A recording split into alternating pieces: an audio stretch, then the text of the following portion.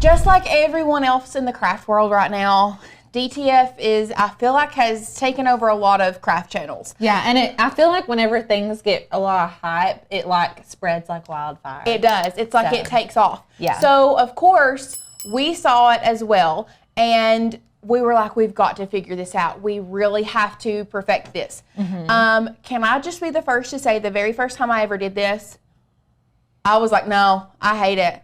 Not doing it. This is terrible. Why would anybody want to do this? Mm-hmm. But I've talked about it before, and I'll talk about it again. We're mad scientists in this office. If nothing else, yes, we're crafters. Yeah. I guess crafters number one, mad scientists in a close second. Yeah, very close really second. Is. So we tried all the different methods, and once I perfected the method, it was like chef's kiss. Yeah, it just took us a little bit of experimenting, and I would like to disclose that different heat presses, different heat guns, you're going to get different results. And so we're going to show you what works for us. Mm-hmm. Our exact settings may be a little bit different for other people. So don't expect just like a positive result right off the bat. Make sure you're testing on things before you just jump into it with, you can use our method, but then just go from that and tweak what you need to fix, if that makes sense. Right. So let's go ahead. I've already seen some questions. Let's go ahead and jump over here to our craft so that we can get started. So first of all, I want to hold this up. I'm obsessed because now I can take the PNG images that I love, that are beautiful, and I can put them on a shirt. Mm-hmm. So let's go overhead. People are, someone was clarifying, this is direct to film, not direct to fabric. So it is direct to film, not direct to fabric. I actually said that wrong. We all thought it was DTF was direct to fabric. And in some worlds, yes, DTF is direct to fabric. But for this, you are correct. It is direct to film. So we've got two different ones here. And actually, I'm going to hold this one up, and I'm going to move this one out of the way. This one, you can tell it's got a little bit more of a sheen where it's like, this is solid. This is absolutely solid all the way through. But watch this. This is what I love so much about it. Do y'all see that stretch? Like it's not going anywhere. It's just such a good quality of print. Like it just look at good. this. It's not, you know how sometimes you would think that it would crack? Mm-hmm. Not cracking. Yeah. Not cracking at all. And the saturation of the colors on that are so good. I know. As you can tell, Asher did wear this. It was dirty. One thing I will say is he had birthday icing all over this.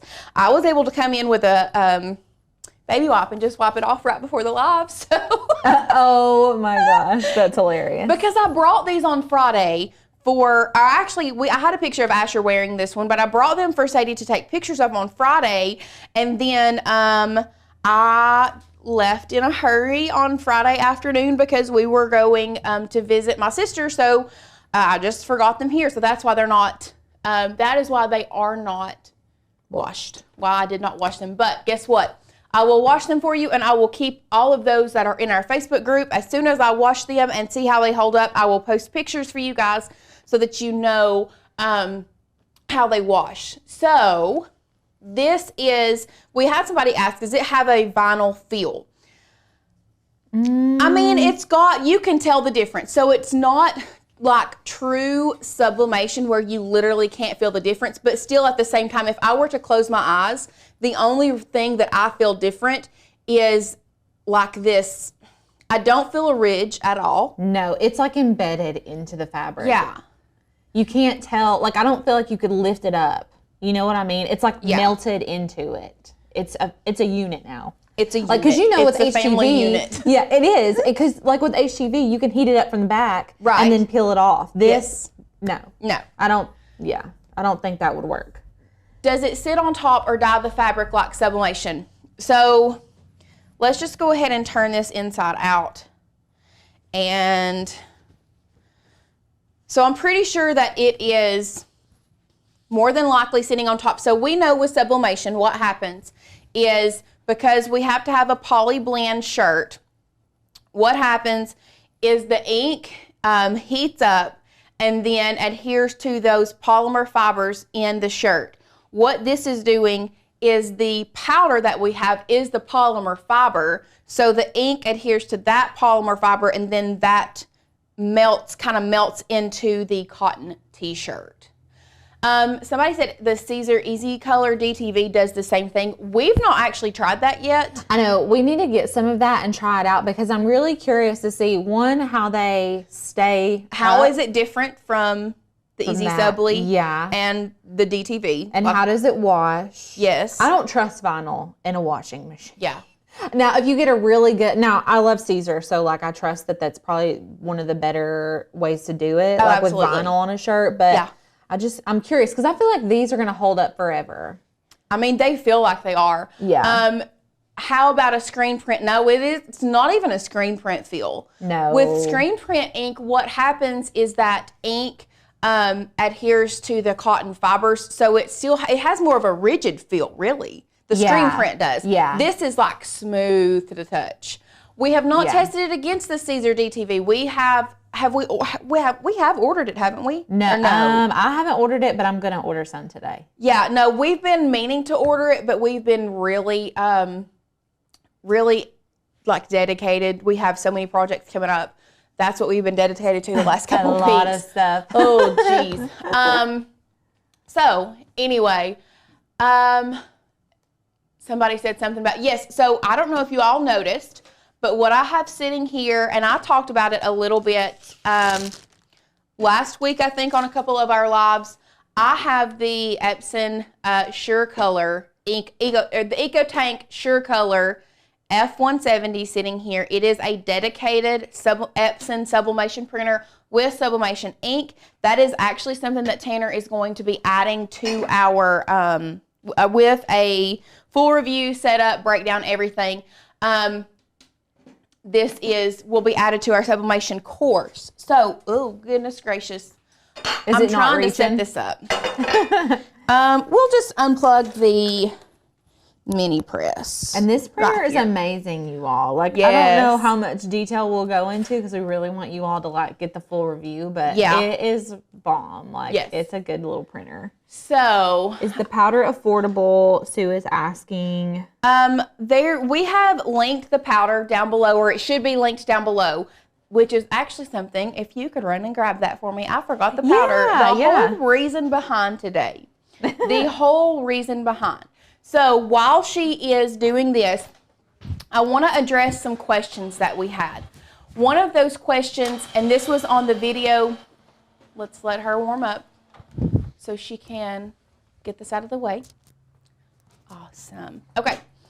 One of the questions that we had on our on our video that we posted on Saturday was, can you do this on a black shirt? So, unfortunately, and we've actually tested it so I can show you what it looks like. What happens, because with sublimation, if you all know the difference between sublimation printing and direct-to-fabric printing, the big thing about the direct-to-fabric printing is it can print white ink. I don't know if she's ever going to stop. That Okay. DTF powder is $29.99, by the way. It's 17% off on Amazon right now. So this is the bag that it comes in. There's actually still a lot in here. I use pretty much the same thing that I've got in this little thing over and over. It does not take a lot. But anyway, back to the difference between direct-to-fabric printing and the direct-to-film with your sublimation printer. So the direct-to-fabric printing has the ability to print white ink. Sublimation still does not have that ability. We still only have our basic colors, which is your black, cyan, magenta, and yellow.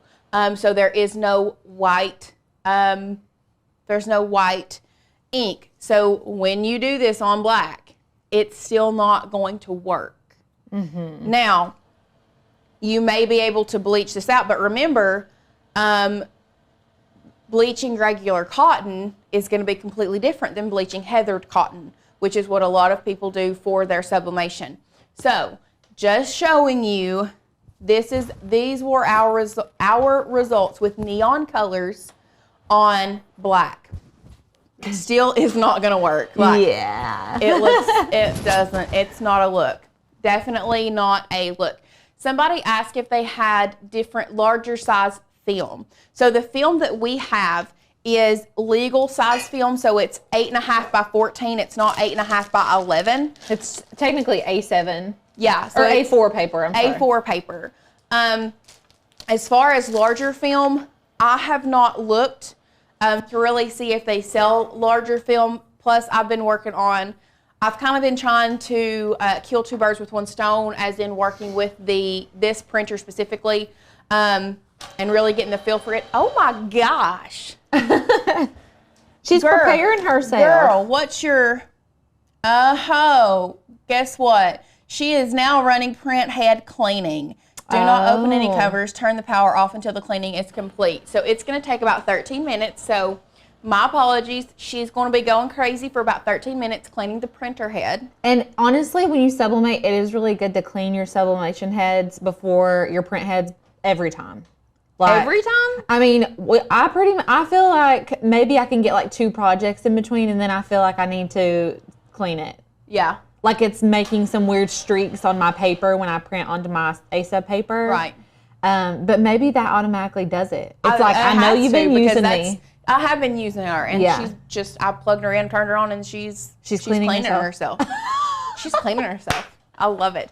So we did have somebody say that the Easy Subli works on Easy Subli works on the black shirts, because what it is you're printing onto white. It's basically the same concept. Easy Subli is the same concept as printable HTV. Yeah. So you're printing onto a white surface, and that's why it works for the black. So it's great for black. One thing that we did do, there was another question asking if we could do this on different surfaces. I'm going to say no. Yeah, I'm going to say no. Not. We're just doing this on fabric. We tried. Once again. I'm trying to think. Oh, we tried it on wood too, and it was not. But it wasn't. I'll say it wasn't like terrible, but like it didn't feel good. It was kind of bumpy and like not consistent. Yeah. It wasn't a good review. Like not a good review. Not a 10 out of 10. It's like a 0 out of 10. It's a 0 out of 10 for me. A 0 out of 10. Somebody was saying, if you have some bleach, could you bleach the black shirt to see how it looks? You probably could bleach it and then do this on it. Do we have any handy? I'm sure we have bleach everywhere, like in a spray bottle. Yeah. I'll go grab it. Let's go grab it. Let's see what happens. We're gonna try it. Yeah. Y'all ask for it. We're gonna try it. One thing I do want to touch on is I have tried. Now there is the DTF transfer film. This is the way that this works. Is you have, let's go overhead. You have a matte side, and then you have a glossy side. So what happens is your printer will print on the matte side. And I kind of addressed this in I addressed this in the video that I shared with you guys on Saturday. You really need to know what side you're printing on. So as you can see, this one, this piece of copy paper, I actually put in the printer this morning to show you guys. I did the X closer to the top left or mid left hand side, and then I placed this in my printer with the X facing up. As you can see, my printer pulls it through and prints it on the bottom. So what you would have to do is have your matte side facing down. Now, we have had issues with our printer, and not just one printer or the other. All of our sublimation printers does not seem to like to pull this through, so it doesn't do very well. I don't know if it's because of this glossy side, but there is film that you can get on Amazon that is matte on both sides. We have ordered that to see if that makes a difference in pulling it through. However, what works right now is if you take a piece of copy paper, what you have to do is you have to line this up and lay it on your piece of copy paper. And then I'll just take masking tape, and I like using the same one. And I will line it up and then pull this down so it tapes onto there, and then place it in my printer so that it pulls through without a hitch. Like it's no problem at all when it pulls through. So I do love that. We also had a question, let let's go to one. We also had a question on our video. Can you cook it with a heat gun? Because a lot of our friends don't have the big heat press, so it's harder for them, like they can't cook it, whatever. So what we're gonna do today, we're gonna answer that question. We are going to try to cook it with our heat gun. That way, if you don't have a heat press, you can cook it with your heat gun and then press it with your Cricut press. So we are going to try that today. That bleach is really aggressive, okay? That's the second water bottle I found. The first one didn't work at all. Okay. And then I brought a plastic bag if you want to put it in between the front and the back. Yeah. In case it works. Okay. I don't know. Let's go overhead and we're going to try it today. Y'all wanted it. This printer is cleaning herself, so we're going to do it. Oh my gosh. We're going to do it. Can you cook it with an auto press? As the only thing with an auto press that I would see is we actually just got our HTV Ront auto press the other day on Friday, so we've not even got to unbox it yet. But if the auto press automatically closes, then no, you can't let your heat source touch your the actual film. Yes. Like it has to hover over top of it. That's why the heat gun is so handy. Okay. That's why. Okay, so Cricut auto press. Yeah. I Okay. haven't played around with the Cricut auto press. I would think that you would. I don't know. Like, are there different depth settings for the press? I would think that they would do that with the amount that it costs. I would think that that would be an option. Like for you to not have to completely close it down. If that makes sense. Right. Oh yeah, Tammy says you can shut off the auto feature. Then yes. Okay, y'all. The only issue that I'm like thinking is gonna happen with this is that this black is going to bleach orange and not white because it's not heathered. You know what I mean? Yeah, for sure. Which it is a trick or treat file, so I know. it might work out. Do y'all see this changing like literally in front of your eyes? It hasn't started on my screen, but okay, we're gonna find out. Bob says I tried this earlier and the results came out grainy looking. Do you have any suggestions? Okay, so grainy as in so that's something that we want to really touch with is our first try doing this. I may go ahead and sit this out in the sun and we'll do like a reveal here in a little bit. If you're meaning grainy as in the film is kind of pulling up your the DTF or the adhesive, we have that issue as well. So what we do, Patrick's here with us from Caesar. Hi. Patrick, we need you to send us some DTV. Thank you. Thank you. What a convenience. I know. So anyway, the graininess, what a lot of times what happens is not letting it cool all the way down will cause graininess, and not cooking it all the way will also cause graininess. So there's lots of questions. Is she done cleaning? It sounds like she is. No, she ain't. She's got a timer on the front of her. Oh, okay. Okay. Charlene said, what about an oven like a toaster oven? Okay. I'm going to say no because you have to have the pressure. That's the big difference with this is you have to have pressure on this DTF for it to adhere. It doesn't you can't just sit there and put like a heat source to it and not have the pressure behind it. And a lot of that has to do with you using sublimation ink because with sublimation you need heat and pressure. Those are the two key ingredients. Same thing. Yeah. So why the oven works with cups and tumblers is because you have either you pull your sublimation paper tight and tape it down, or you put the shrink wrap over top of it. That's the only two reasons that sublimation works is because it has to have that pressure on it. What I'm going to do is I'm going to go over here and we're going to search the file that I'm going to be using, and then I'm going to sign in to Canva. So I really like to I like to use Canva a lot for my sublimation stuff.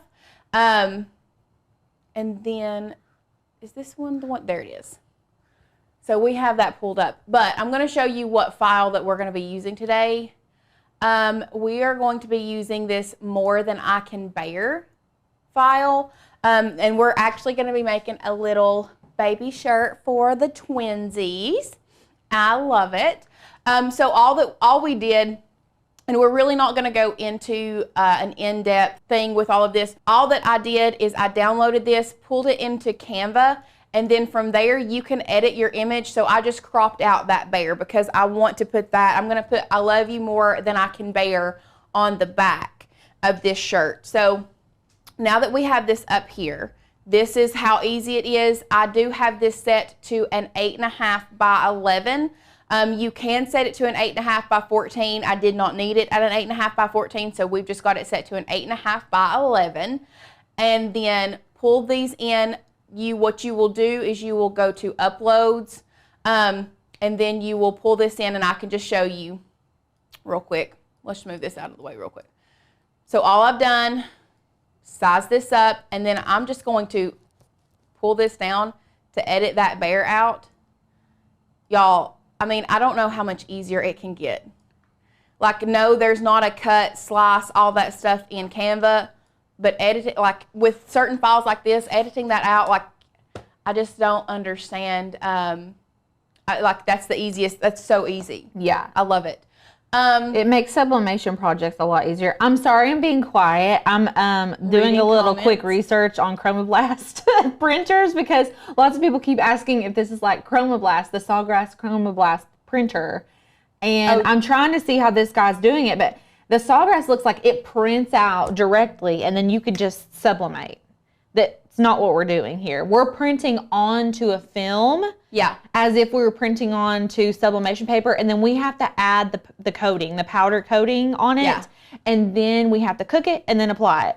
So it's not exactly the same. I almost lost that. I know that Sawgrass Chromoblast printer is probably expensive. Expensive. That's a little cash money for me. Money. Okay, so from there, we're just going to go, let's go back to one. Here's the thing. I've only set this printer up to print from my computer so far. I've not gotten around to all of the other computers in the office to set that up. So yeah, I'm going to use my computer. And remember a while ago, while we were waiting for that, I showed you guys how to add this film. One thing that I am going to do is I think that my masking tape is not working very well. It's not sticky. There might be some in that drawer. I've used it too many times. Someone was talking about whenever you guys use the DTV, you don't need to, you can't print sublimation ink. That's just regular ink. It's just inkjet. It's inkjet. The DTV, I have done research on it, and it's just inkjet. Yeah, the DTF is sublimation ink. Yes. So, and you can actually convert printers to be a DTF printer, and you can add in white ink, but that is a whole nother process, and we did not do that today. Okay, so remember, I've actually been using this piece of paper, so the X is the side that it prints on. So what you want to do, you need to know your printer, and you want to put the matte side of this film facing up or down, whichever way your printer prints. So I am going to open this up, load it with the matte side facing down. You want the image printed on the matte side. Yep. And then I'm going to just print this design. Now, one thing about this printer that I love is once I set it up, I obviously mirrored my image because that's what we're taught to do with sublimation. We have to mirror our image. Y'all, this thing was printing out correct. And I was like, what am I doing wrong? The settings are already set up so that it prints mirrored. I was like, Mom, I loved it. So anyway, yeah. Not going to go through all of that right now. That will be in our review of this. So what we are doing, I'm just going to print from here. Make sure your printer settings are on best, and then we're going to print it out. Mm-hmm. Kathy asked, does white work? Are you asking, can you print white and put it on a black shirt? No, you cannot. Remember, this is still sublimation. This is just being able to sublimate on 100% cotton. It is a new technique. I know they have the sublimation sprays, and really the sublimation world is expanding and changing. I feel like every single day, like there's something new coming out, something better. Yeah. So I'm really excited about that. This is just one of those new techniques that we wanted to bring to you guys and answer all of your questions. So yeah, once that is done, I'm going to move my printer out of the way, and then we're going to grab some scissors. That way we can. I'm probably going to do the film, so. Okay. We will go overhead. Now, this design is actually a hand-drawn design, so it kind of has a little bit of a, it's not a full color. This one, however, like I said, this one does not have a distressed look about it at all. Like, this is just full solid. I did this in Design Space and printed it. This one has more of a distressed look.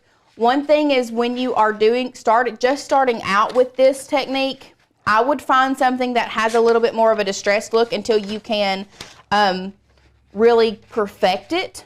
Like this Kindness Matters shirt. As you can tell, this is not where it messed up. That's just a distressed look to that specific PNG. That way, if something does mess up on it, if you do get that a little bit of a distressed look, like, it's not going to look terrible. Yes, the powder can be reused. I have had the same amount of powder in this box. I have not added any more since we got this, 3 weeks ago? Yeah, and we've tested a lot. So I feel much like it's stuff. lasted really long. And also, y'all, if you are going to do the powder, you need to print right before you powder. Yes, one of the things that I have discovered, so with these colors being a little lighter, your lighter colors dry faster.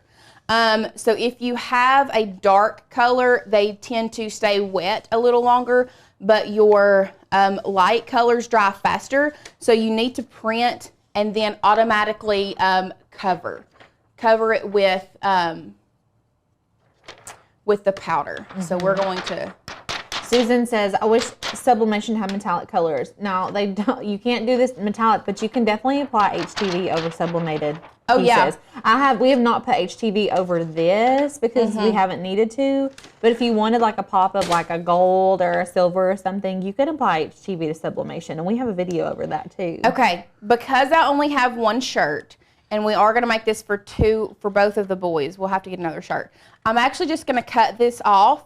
It is okay to leave this with the powder coating on there, but I'm not going to cook it just yet, or what I say, in quotations, cook it yet. We're going to wait until we get the other shirt. So I'm going to show you, we're going to test this out together with our heat gun, seeing if we can cook it with our heat gun and not have to use our heat press. I'm going to suggest starting out at a low heat setting. Because I'm afraid if I go too high, it may start messing it up. First of all, I need to plug in my heat gun. It tends to not work if it's not plugged in. Love that for me. So now I'm just going to turn it on low, and we are going to go at it. Now, one thing that you're going to see is you're going to start seeing a change in this. As you can see right now, it kind of looks like powdered sugar. So I'm going to turn this off. This looks a lot like, it's like powdered sugar. And it's kind of got a little bit of a glittery look to it. So you are going to see a whole different change. So we're going to hold it a little bit away from it. We don't want it to get too super close. And I'm just going to start at one area and make sure that we're just going to concentrate on one area, and then we'll move it around. Belinda just hopped in. We're not using inkjet ink. We're using sublimation ink, but we are sublimating using this powder, which allows us to sublimate onto cotton, 100% cotton. Yeah, so let me be clear. This is not with an inkjet printer. This is with a sublimation printer still yet. This is just because a lot of people have issues with the types of fabric that they like on their body. So some people just don't like the feel of the polyester, and I get it. Like I mean, it can get. That's your journey. That's your journey. So this is just giving you an option to sublimate on 100% cotton. I'm gonna check our shirt outside. Oh yeah, I forgot about that. I keep thinking about it and I want to see it. Oh, okay. I mean, I don't know. I mean, it's not gonna be what you guys think it's gonna be. Okay. Do you want to hold it up? So Katrina says, can you cook it a while before you use it, or does it need to be done right before? That might be, that's something that that's a good test. Actually, I haven't, that's another test that I haven't tried. So what we may do is, once again, I may go ahead and cook this other one and like let it sit overnight or something for a couple days, and then come back in our Facebook group and see how it works. It could be good to do that because that powder dusts off so easily. So like if you cook it, it'll be ready for you to go whenever, but we don't know. Okay, so one thing I am going to go ahead and say, the heat gun takes a little longer than the heat press, but I think we're getting there. I think. Let's see. I don't want to get it too close because I really don't want to like mess with this film. Okay, I'm starting to see a change a little bit in the word that. Michelle says she can't wear polyester because she's allergic, and so this is great for her. That's awesome. I didn't even think about that. I didn't even think about that. Okay, are you all seeing this change right here? This is what I mean, is it starts getting to where it's not powdery looking. I think I might crank this bad boy up to high and just hold it away from it a little further. Yeah. Okay, so now we're on the high heat setting, but we're holding it a little further away. Someone's asking how long we need to use the heat gun. So you're gonna start seeing a change. Yeah. And that's where you'll understand. Sue asked if bear. Look at this. Look at the bear. Oh, word yeah. bear. You can see that way. Oh, yeah. Sue asked if you can use infusible ink markers on this film. I have not tried. Honestly, since we started doing sublimation, I've not really tried. And this is 100% transparency with you guys. We don't use infusible ink very much. Yeah. Somebody said this reminds me of embossing powder. Yes. It's almost exactly. And you even heat up the embossing powder.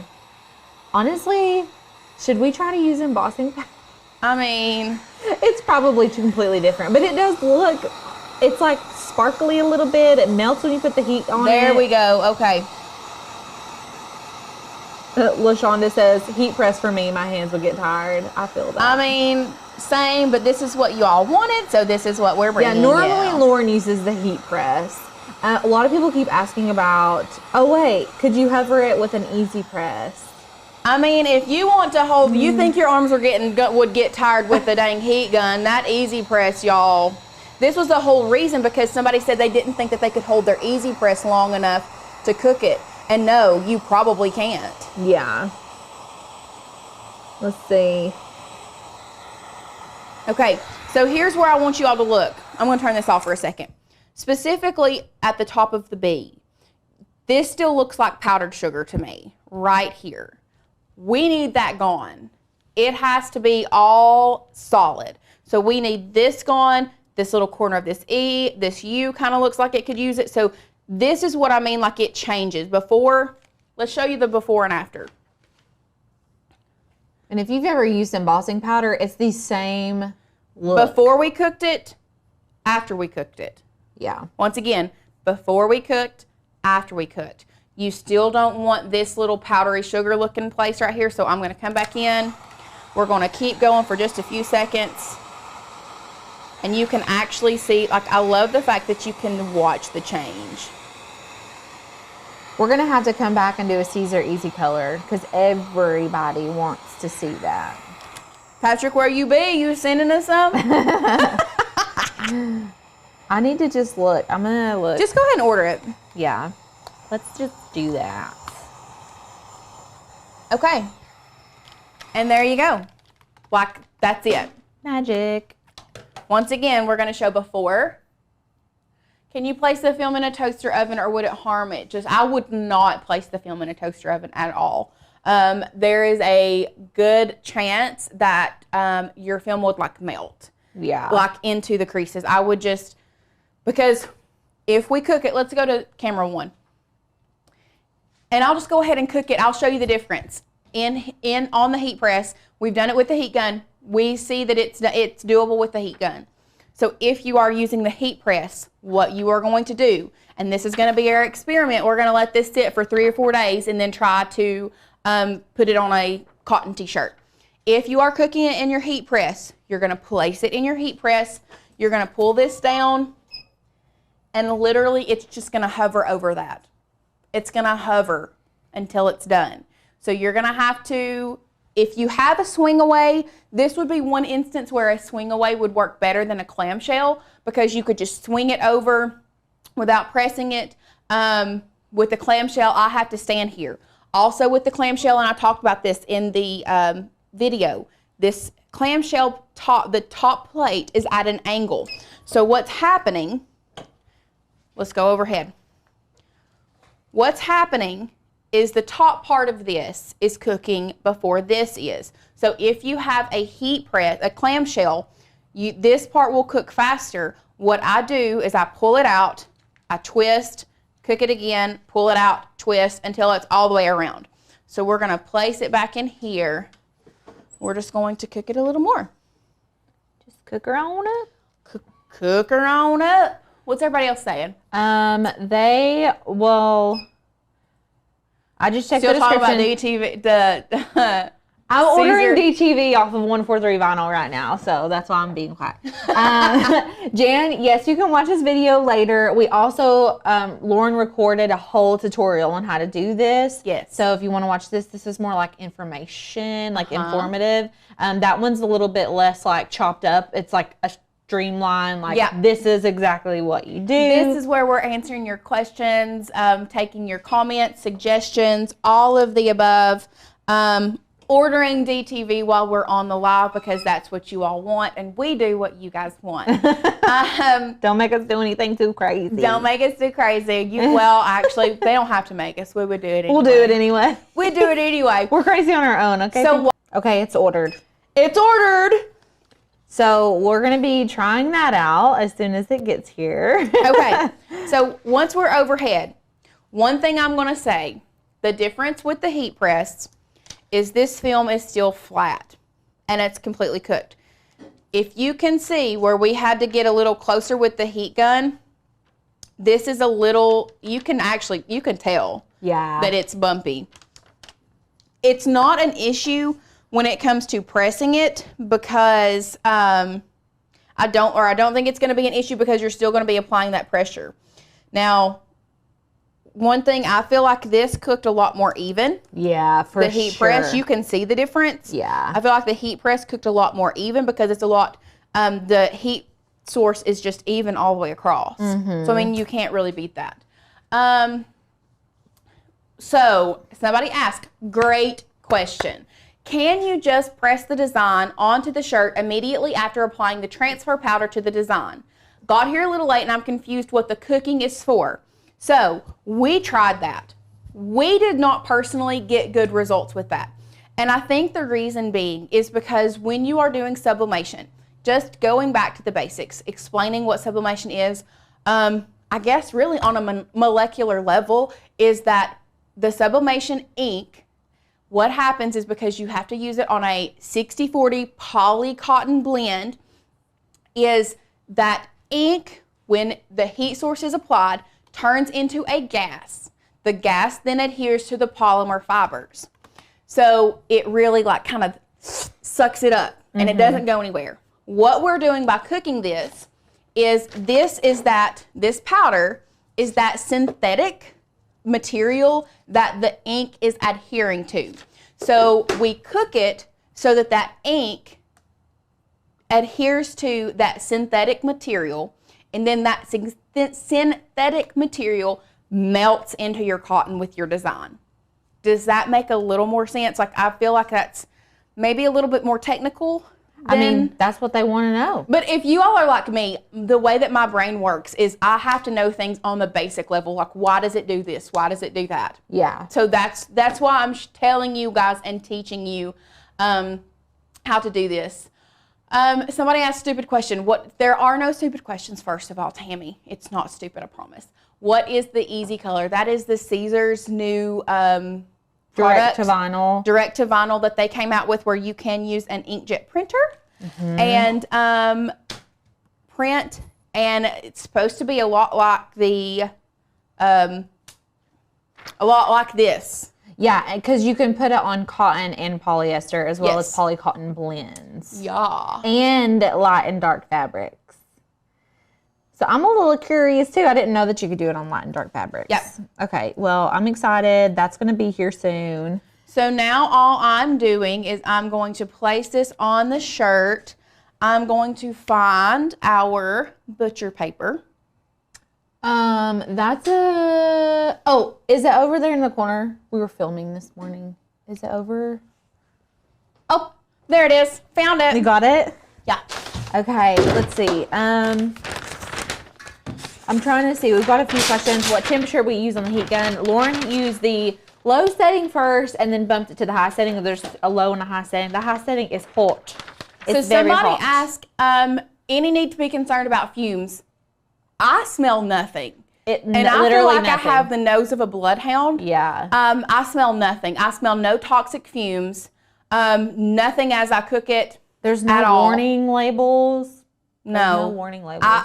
And if, once again, I feel like I'm very transparent with you guys. If I smelled that, I would tell you. Yes. And I don't. Like, you can smell sublimation. Yeah. But okay. I don't feel like you can smell this at all. Yeah, I can definitely smell sublimation. I can't smell this. No, me neither.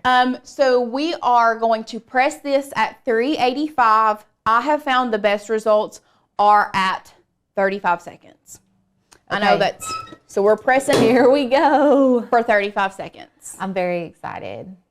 A lot of people are like, this is just too much, like too many steps. And that's why we like to do a lot of different things on our channel. Yeah. Obviously we ordered the Caesar DTV. We are going to test everything out for you guys. This is just giving you all options. We love giving you all options. And like, you're going to need different means of achieving the look you want for different reasons. So Yes. like, for this reason, we want to use cotton shirts. If you're not a polyester shirt type of person, like someone was saying they had an allergy, this is perfect for people who have allergies. Or if you just prefer cotton shirts over polyester. I mean, there's different reasons that you would sublimate versus HTV. This is just another means of achieving a look. So Okay, now we're gonna go overhead. And the reason that I put the butcher paper over this is strictly just because I didn't want this plastic to melt. It Yeah. won't. First of all, let me say it won't because I accidentally did that one time. I just didn't get the best results. So this right here is crucial, okay? Crucial, crucial, crucial. I do not like a warm peel on this. I've tried it. It tends to bring it up. I don't like it. So this is pretty warm. This is a marble tabletop. So I'm just going to, and I may go out of shot for just a minute. You can actually go to one and I'll show them. So all I'm doing is this part of the table is warm. So I'm finding the cold or cooler spots on here. And I'm rubbing this against that. We're gonna flip it over and make sure that it is cold to the touch. Now there are different things. I think, what was it that I saw? It's like a block that you can. yes, it is like a hot block or something. It's like a stone. Yeah. And it holds that cold temperature, and you can rub it over your like projects like this, and it cools it down a lot hotter or quicker because it pulls the heat out of your fabric. Someone said, Rachel, she said, I tried the powder for the first time last week and the results are amazing. It's a complete game changer. I'm telling you all, It feels so good. Like I wish there was a, kind of like people say, I wish there was like smell-o-vision. I wish you all could touch how good I this really feels. do, because it feels it's just different, okay? It's different. It feels high quality. Okay. And I personally prefer this. I think I love how it looks and feels. I think my table is like warm from me using the heat gun. Do you want to put it on this chair? On the door? Is that door cold? It's not that cold, no. Okay. Well, okay, so this is not like super, super cold, but I think it's cool. A cooling block, April says. Yeah. It is a cooling block. So Can regular HDV be used on polyester t-shirts? Yes, it can. yes. Okay. Overhead, we're going to reveal. Dun, dun, dun, dun. Y'all, look at this. Oh, so pretty. Like how I'm just obsessed. I'm literally obsessed. I'm obsessed with it. It looks so good. Now, as you can see, that ink is still on this, but it's, that's just part of it. I mean, I just think it looks so good. That looks like you bought it. I know, and it feels like you did. Like this one, I swear, feels better than any of the ones we've done. Yeah. Let me feel it. I want to feel it. It looks so good. Anyways, let's go ahead, jump into, it's not a tutorial today. We're just doing like I don't know. We've been really liking to do like, not experimental live streams, but what would you even call it? Just like, this is how we do stuff. This is how you work around things. Kind of like a behind the scenes. We're live streaming, but it's showing you how we work, what we do, and then hopefully teaching you all along the way new things that you can do and things like that. Right. I am on the Canva website. Now, we have Canva Pro, which is like the paid version of Canva. It's only, I want to say like $10. I have it personally because I design like all of my daughter's birthday signs and like, I love graphic designing, so I pay for the Canva version. If you're a craft seller, you should probably also be paying for Canva Pro just to get access to all of the features. But let's just go ahead. I'm just going to create a blank design. So I'm going to go up here to create a design. Then down here, I can put a custom size in. You can change this to inches. I mean, we can do like just a 20 by 20 page. It doesn't matter. I'm just going to be showing you all the features. And then we're going to select create new design. So this is just going to give us a blank canvas to work with. Now, I'm going to pull in some of our Maker's Gonna Learn Sublimation files. If you have the Sublimation course, we have added a few new files, I say a few, I mean 100. And we are going to be adding more, but this is just some of the files that we have already. I have them pulled up. They're so cute. You can see them from far away. I wish I could make this bigger, but that doesn't do anything, does it? Let's see if we can make them bigger. Oh, there we go. So Perfect. these are in our sublimation course. These files, look how cute. These are our new ones? Yeah, these are our new ones. Yeah. Look how fun, y'all. I love these. So these are exclusive to our sublimation people. Now I want to use this football helmet. Where did he go? I had him pulled up here. That was back toward the other way. Here it is. There it is. This is the one I want to use today. So I'm just going to click and drag this into Canva. You can see you can just drop your files to upload and it's just going to pop right in to our document. Super easy. A lot of people don't even know that you can do that you can drag and drop your image right into Canva. Otherwise, if you wanted to upload it, you could come over here to uploads, go to upload files and just find it on your computer. So this is the image we're going to be working with today.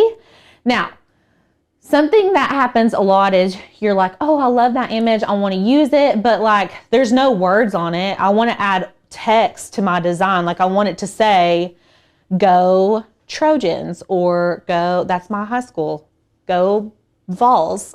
Right. Whoever you want. Let's just type in a random name. We'll say go Vols because the Vols are playing this weekend. I guess everybody in the, everybody is doing football this College weekend. football kickoff. College football. I love those shirts that are like, I just hope everyone has a good time. I'm like, that's me. That's me in a football game. I love I love the environment of football, but like, do I always know what's going on? No, I don't. And then what you can do is just select a font. I'm going to select this just like basic square font right here. Actually, let's do... Now, one thing that I do want to talk about with you guys, Canva has a lot of great free fonts. Yes. Okay? Lots. Oh, I'm want to give a timeout real quick. Megan said my high school mascot was the, quote, irrigator. Irrigator? like it was a gator, like but like irrigation. Like an irrigation. That is the most countryest thing. Farm country. That is country. I love it. Me too. I'm obsessed. My mom's was the Boilermakers. Boilermakers. The boilers. Boilermakers. Yeah, what is that? I don't know. They make hot water? I don't know. I have no idea. It was like a little man. If you guys have a funny high school, We were the Indians. I'm changing this. To the irrigators? Go, Yes. irrigators. I wish that we had an alligator to go on this. I would totally use it. I swear. Go irrigators. I need to change the font though. Okay, here we go. This is cute. And y'all, this is not necessarily what I would actually design it. I want to give you guys a good base to work with. So football helmet, go irrigators, 5, 6. It makes me want to be cheering. Erica says a Boilermaker is a drink. Well, that sounds like my kind of mascot right there. I don't want to say high school mascot, but that sounds like my kind of mascot. but like the drink's probably named after something, correct? Like I would think the drink is named after I would think something. so. Oh my gosh, who friggin' knows? Okay, so we've got our text on here. Now, what I want to show you all, this is something that they did not always have in Canva. So I want this text to really pop off of my shirt. So obviously, if we're doing it on a white t-shirt, but we want it to have like an outline around it in our team colors, what you could do, say this brown and orange were our team colors, you can actually add an outline in those colors. So let's go to effects. You've got to make sure to have your text selected, and then we're going to add an outline. So this is like not brand new feature, but it's semi-new, I would say. And then you're going to actually be able to put in a hex code. Or pick your color. Or use the color picker. So what you can do is just browse over, like if we wanted this burnt orange color, and you can see here, now it's going to outline that in the exact color. No sliding this around, trying to guess which one is exactly. You can use that color picker and select it directly. Now, I want to preface this by saying I pay for Canva Pro, and I was on my laptop trying to do this under my personal account, and I did not have the color picker tool. And I guarantee if some of y'all get onto your Canva, you will not have the color picker tool. I don't know what how they're deciding it. I don't know if they're trying to work it out of the system. Have you had issues anywhere with it? What? The color picker tool. It's not on all the Canvas, and I don't know if it's like, because I pay for Pro Access personally, And I don't have it on my computer. Okay, so the workaround, if it is, for some reason, if it's a pro feature, which normally they tell you, it'll have that little crown on the bottom if it is a pro feature. So, but if it's not a pro feature, y'all, you can get on Google Chrome and do a Chrome extension. And if you search for a color picker Chrome extension, I have a workaround. you can get the Chrome the extensions for your web browser, like Google Chrome, for example. I've said Google Chrome 12 times at this point. Sorry, my bad. Okay. And it just goes up here, so you can just goes plug at the it. top, so you can pick and figure out what hex code anything is on, and type that hex code in. Well, so that's a great way to do it, especially if you use Google Chrome a lot.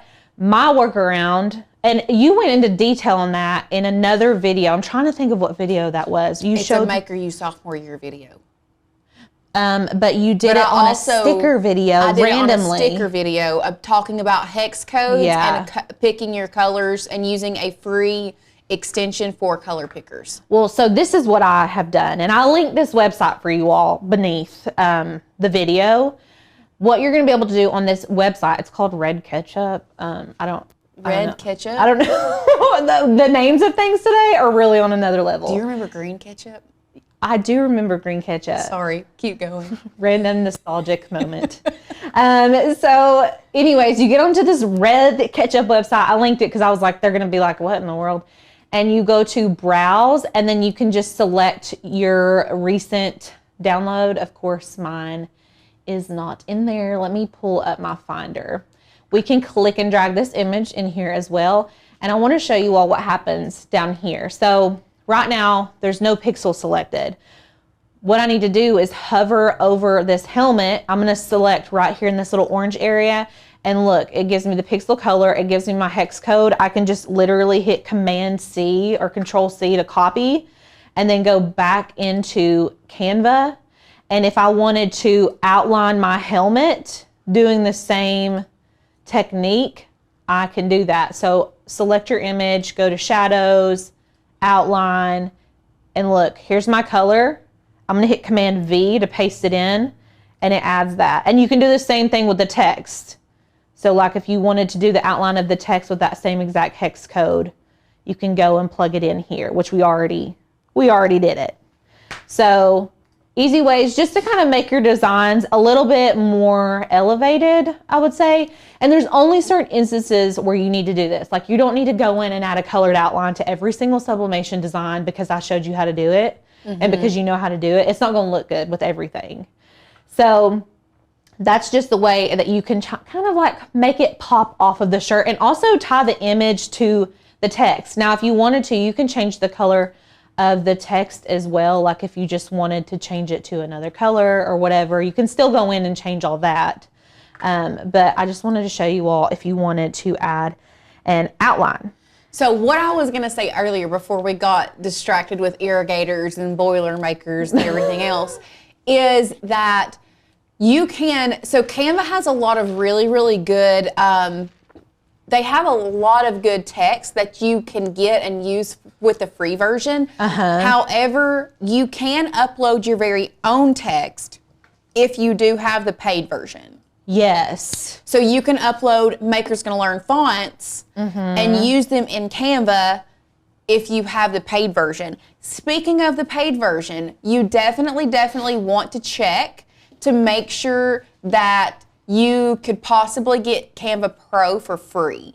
Yes, I'm pretty sure students get it for free, teachers get it for free. If you are associated with a nonprofit organization, you get it for free. That's pretty good to know. There's a lot of different avenues you can go to get Canva Pro for free. Just FYI. So Bev says on the free version, I just checked, the color for the hex code is there. So the color picker is there. So I don't know what the deal is because you guys could, like I'm telling you, I researched this for like 2 days. I mean, not 2 days straight, but like, I was like, I don't understand why I don't have a color picker on my Cricut or on my Canva Pro. Like, I don't get it. And there's lots of articles. There was an article from like March of this year, and it was like, even though Canva doesn't have the color picker tool anymore, and I was like, what? I was like, no, because if I'm in our account, it works, but if I'm in my own account, it wasn't working. So I want to show you all another way that you can get custom color palettes based off of the images that you're using. So I'm going to use a different image because this image only has a couple, like 2 or 3 colors. Let's go to, I put a link below for you all. This is a Canva source and it's called a color palette generator. And what it does is it takes an image, and I'm gonna go over here. I linked it below for you all so you can go straight to it. You can try demo image. I'm just gonna select try demo image, and you can see this is a sunflower picture, but look, it gave us all these 4 dominant colors that are inside of the image. I'll upload one of ours. Why not? Let me go back to our Finder and let's select an image. This one has, well, I want to do something with like some depth here. Maybe this, oh yeah, this will be good. Okay, so I'm going to click and drag, upload my image, and then it's going to give me different options. Now, I don't know what these names are. We're just here for the hex codes, okay? My Pink, that's a weird name. Potter's Clay, Farah, and then just straight up black. So it pulls colors out of the images that you're using. I don't love that color palette with that. If you want me to be honest with you, let's pick a new one. Let's pick, these little, maybe this sunflower. Let's see what it does when we do this one. Okay, so it gives us brown, this golden color, a sand color, and black. What you can do is just select like this Dixie color. I can hit copy. And then when I come over here, if I was wanting to change the color of my outline, I could just go back to effects, click on that color, click on this little rainbow icon and hit Command V. That's going to paste it in there. And you can see here that it changed the outline of our text to that golden yellow color. So that's pretty cool too. I mean, this is just like an extra feature. And look, if you're like never sure what colors go well together, you can even explore different color combinations in here, which I love because I feel like it's hard sometimes to decide which one you want. You know what I'm saying? Lauren, what are you doing over there? I'm looking to see if I have the color picker, which I don't, but now I'm looking in trying to figure out if I even have Canva Pro. I know I have Canva Pro because it comes out of my bank account every month and I see it. So that's why I'm like, what in the world? But even they said they had free and it should be on there. So that's why I'm like, what decides if you get it or not? Or is it a secret club? Like, do I not know? Anyway, so another thing that you can do is just select these color palettes. If you wanted to let's just type in sunflower and see what it gives us. You can type in keywords and just type in sunflower, hit enter, and then look, it gives you like 4 different options for color palettes. So this is fun. And like I was saying before, these images that we have in our sublimation course are ready to go. They're ready to be used right away. But it's nice if you want to add your own elements, and to help your design process, it's going to make everything look really cohesive and pretty. So we do have Jackie said, which, hi Jackie, not seen you here in a minute. hi, Jackie. Welcome back. I feel like I need to learn Canva now because she said she creates a design space, prints to PDF, and then prints in Inkscape. I really think that if nothing else, get you a free Canva account and play around with it. Yes. And then that way, if you like the free version of Canva, then you're really gonna love the paid version of Canva. Yes. And just so y'all know, we're not paid by Canva. We just really love Canva. No, we literally love it. I create stuff on my phone a lot with Canva. Like if you sell your crafts, creating graphics in Canva, like to post on your social medias. For emails, for little signs at craft shows, like you can just make everything. And they have so many pre-made templates and stuff like that, which is really nice. But so these are just like some little tips. I know we're going over lots of like colors and things like that. But other things that you can do with sublimation in Canva, there's so much. There really is so much. I really want to encourage you all to kind of get in there and play around. You can use like their basic elements to kind of add stuff in the background and yada yada, but we won't go super into that just because I want to focus on sublimation. One thing that I really like to talk about is your print settings when you're printing from Canva for sublimation. You don't just want to print any image. And what I mean by that is whenever we go to save, we'll just say this image specifically. Whenever you want to save something, you go up here to this little share icon and you're going to go to download it. Okay. Now it's going to bring up all of these file types. What I love about Canva is that it's got all the file types and what they're best for. So you can see right here, PDF print is best for printing. If we're wanting to print a sublimation quality, high quality, best quality print, we're gonna always wanna save this as our PDF print. Now you can see it'll say like this is suggested, but that's not what we're using it for. We're using it for printing. So I'm gonna save that as a PDF print. And then not only that, but when you're selecting your color profile, you can see right here, RGB is best for digital use, but we are gonna be doing professional printing. So we're gonna wanna do CMYK. Now, if you do a lot of sublimation settings, you can save your download settings and it'll just automatically do this if you predominantly use Canva for printing sublimation designs. And then you can just hit download. So we also had somebody ask, is Canva better than Illustrator? I have Illustrator. Would I rather use Canva? If you know Illustrator and you use Illustrator, I would stick with Illustrator. Yeah. Just because you have, correct me if I'm wrong, but with Illustrator, you have the option to create SVGs, correct? Oh, yeah. So you have endless options. Illustrator is very much more complex, but like if you can do it, just stick to it. Just stick with Illustrator. Yeah, but Canva's good because it's very streamlined and very easy, especially for like people just beginning to get into design work and stuff like that. And it's just easier to navigate. Illustrator can be so hard to navigate sometimes. So, is there any easy way to make earring and can cooler templates? In Canva to create a template? No, but they have templates. Let's go look at that. Let's see. I think they are under, yeah. And you can search. I've done this with a t-shirt before. Let's look at t-shirts. You can, the one good thing about Canva is you can create mock-ups in Canva. Yes, and that's something that we should talk about too, especially with sublimation, because if you have like lots of designs in your brain and you're like, I want to sell like 5 or 6 designs for my fall release. I want to do 5 football designs, but you're like, I don't want to waste 5 t-shirts and like in hopes that someone will purchase one. This is a good way to do like a mock-up, which this isn't the prettiest. This one isn't. But they have other ones that look like actual t-shirts. Right. Like let's just go to search t-shirts and elements. Here's the graphics right here. Like here, let's delete this one. He's not cute at all. Look, this is a straight up t-shirt, y'all. I mean, it looks like a t-shirt. And then I want to show you all something else while we're here. I'm trying to click down here on my images. This is something that Canva has started doing as well that I love. Select an image, go to position, and look, they have a layers panel. I'm going to pull that to the back. And then now I can even select, I want that helmet. I wonder if I can select 2 at a time. Yes, I can. I'm going to select helmet, hold the shift key down and select go irrigators. And we're going to pull this up and then size it up and look. And now you have a there's your mock-up.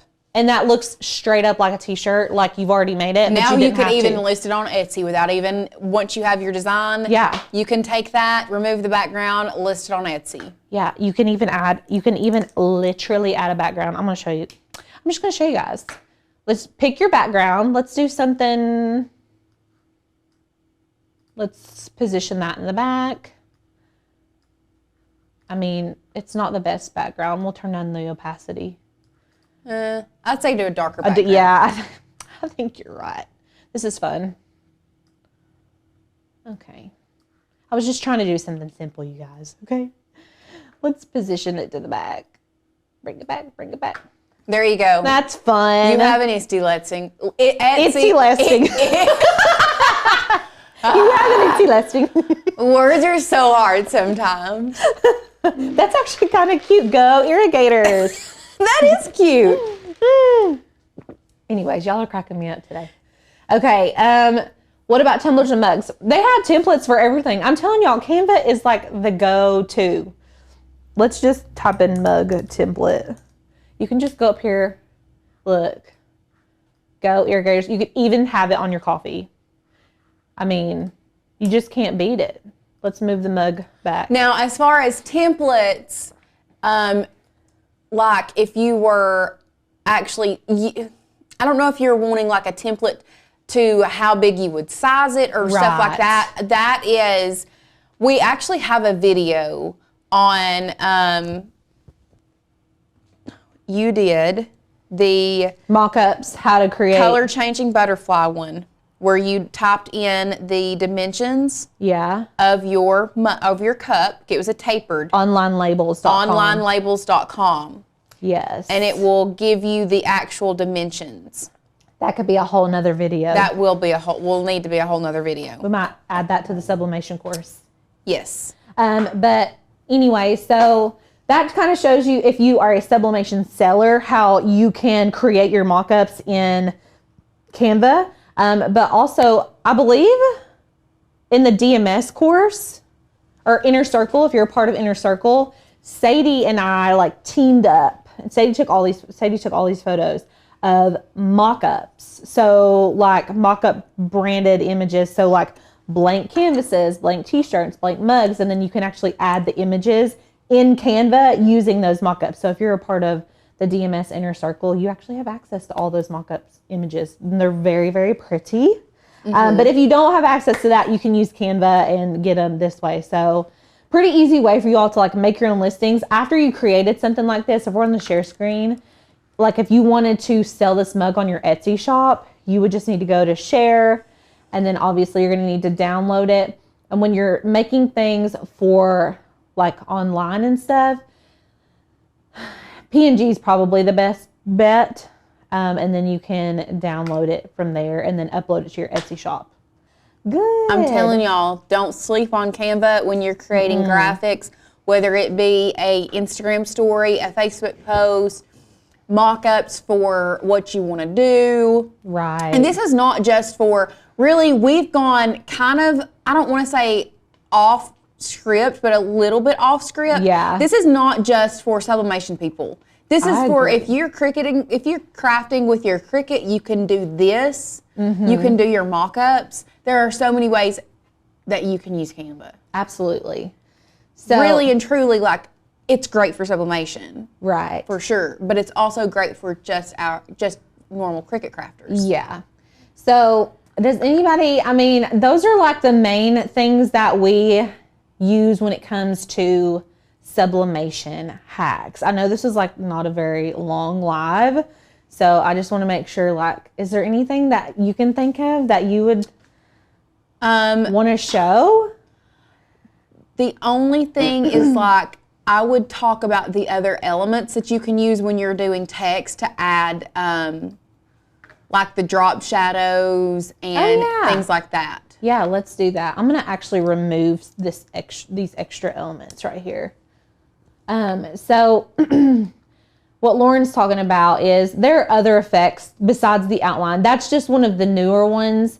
But there are so many different effects in Canva that you can use. Now, obviously over here, they have these like pre-made font combinations, which are amazing. But if you're wanting to use one of your Maker's Gonna Learn fonts, or just like a custom font that you like, you can select your font and go to effects, which is where we found our outline. And you can use these other features as well. So these also work great for designing. I love this splice one. We use this one in our thumbnails a lot for Maker's Gonna Learn. I'm gonna change the color of the text just so y'all can see it better. So you can see, you can change the text, you can change all of that. And then you can even do like, this one's called a lift. And you can change the intensity.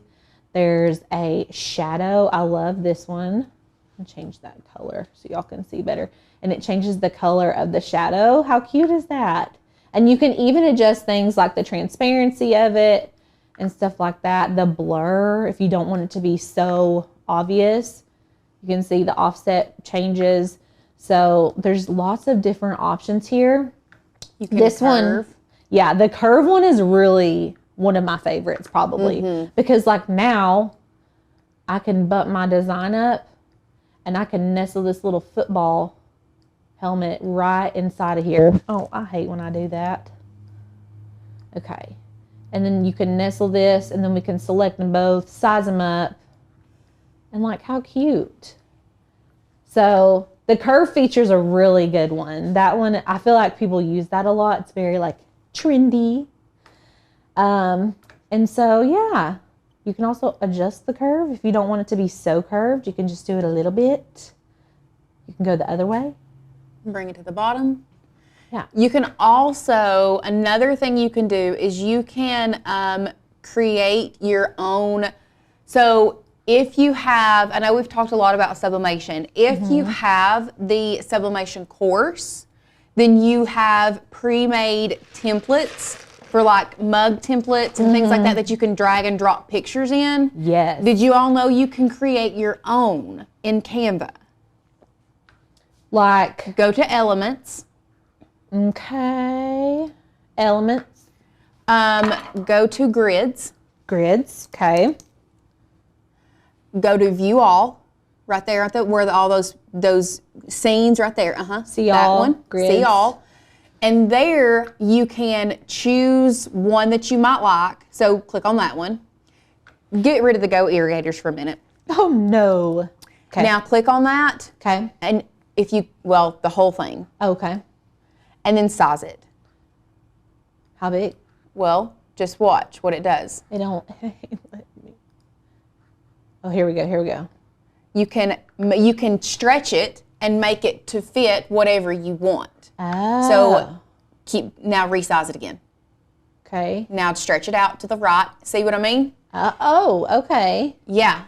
So you can have your design set for the size and length of your mug. So let's say your mug is 5 inches tall, and this is just like off the top of my head, 5 inches tall and 8 inches around. You can make that 5 inches tall and 8 inches around, and then drag and drop pictures in it. Yeah. Okay, here we go. 8 by 5. Let me zoom in. And then you can, hold on a second. Okay, so we're here. And then we've got our uploads. Let's pull in a picture of me. And a picture of Tanner. And a picture of Lauren. And then you can click on those individual pictures and move them around to fit in that grid. Wow, ain't that Did you learn something today? We should put that on a mug. I know. How cute. Now, Sonia asked, can you wave the lettering? In Canva, you actually can't. I don't know that there is a way to warp text. I mean, there may be, and I just don't know it yet. Let me show you what I would do. I'm just going to show you what I think of. Let's do hello there. This is kind of like that Photopea tutorial we did way back when. If I wanted to do, are you talking about like waving it like this? You could do something like this, right? Yeah, I mean, you could do the wave like that, but I think they're mainly talking about like the warp. You know how you can, one part of the letter is, one part of the word is up here and then warp it down. You can do that for free in Photopea. I had a tutorial on our website or on our channel and it got taken off. Who took it off? We had like double posted a video one day and we pulled one. But then I have a video about where Cricut, the new Cricut warp, there was a warp feature in Cricut Design Space. So I talked about that when that came out, but you can also go on that tutorial and I'll show you how you can use Photopea for free to warp your text. And then you can put it in Canva and print it from Canva to sublimate. Yes. Now, mirroring, someone was asking about mirroring, and like maybe I'm just crazy, but I can never ever, it's either I can't remember how to mirror or I do it wrong every time. But what I typically do when I save an image to sublimate on from Canva, let me show you guys this football image that we saved. Let's go to recents. I cannot see. Okay, downloads. Well, of course now I cannot find it. Hold on. Give me 2.5 people. What did I save it as? Go Vols? What was it? The football helmet we saved. Here it is. Let me just show you this PDF right here. We'll open it. So you should be able to reflect the image before you print it. If you're using like an Epson SureColor, obviously you don't need to do it. It will mirror your image for you. But you can also flip it in Canva. Well, that's what I was saying. I don't remember how I do it. Every time I forget how I do it. So go to an image. Like just this one. Yeah, go to, hold on. I have to look. I've literally, Position, is that, no. I do this every time. I can never remember. It's like in the most Actually, click on the individual image. Okay, like just zoom in and click on the individual image. Let's go. This. Okay. Here, I'll click me. And then it says flip at the top. That's what you do. You just flip it. Okay. That's it.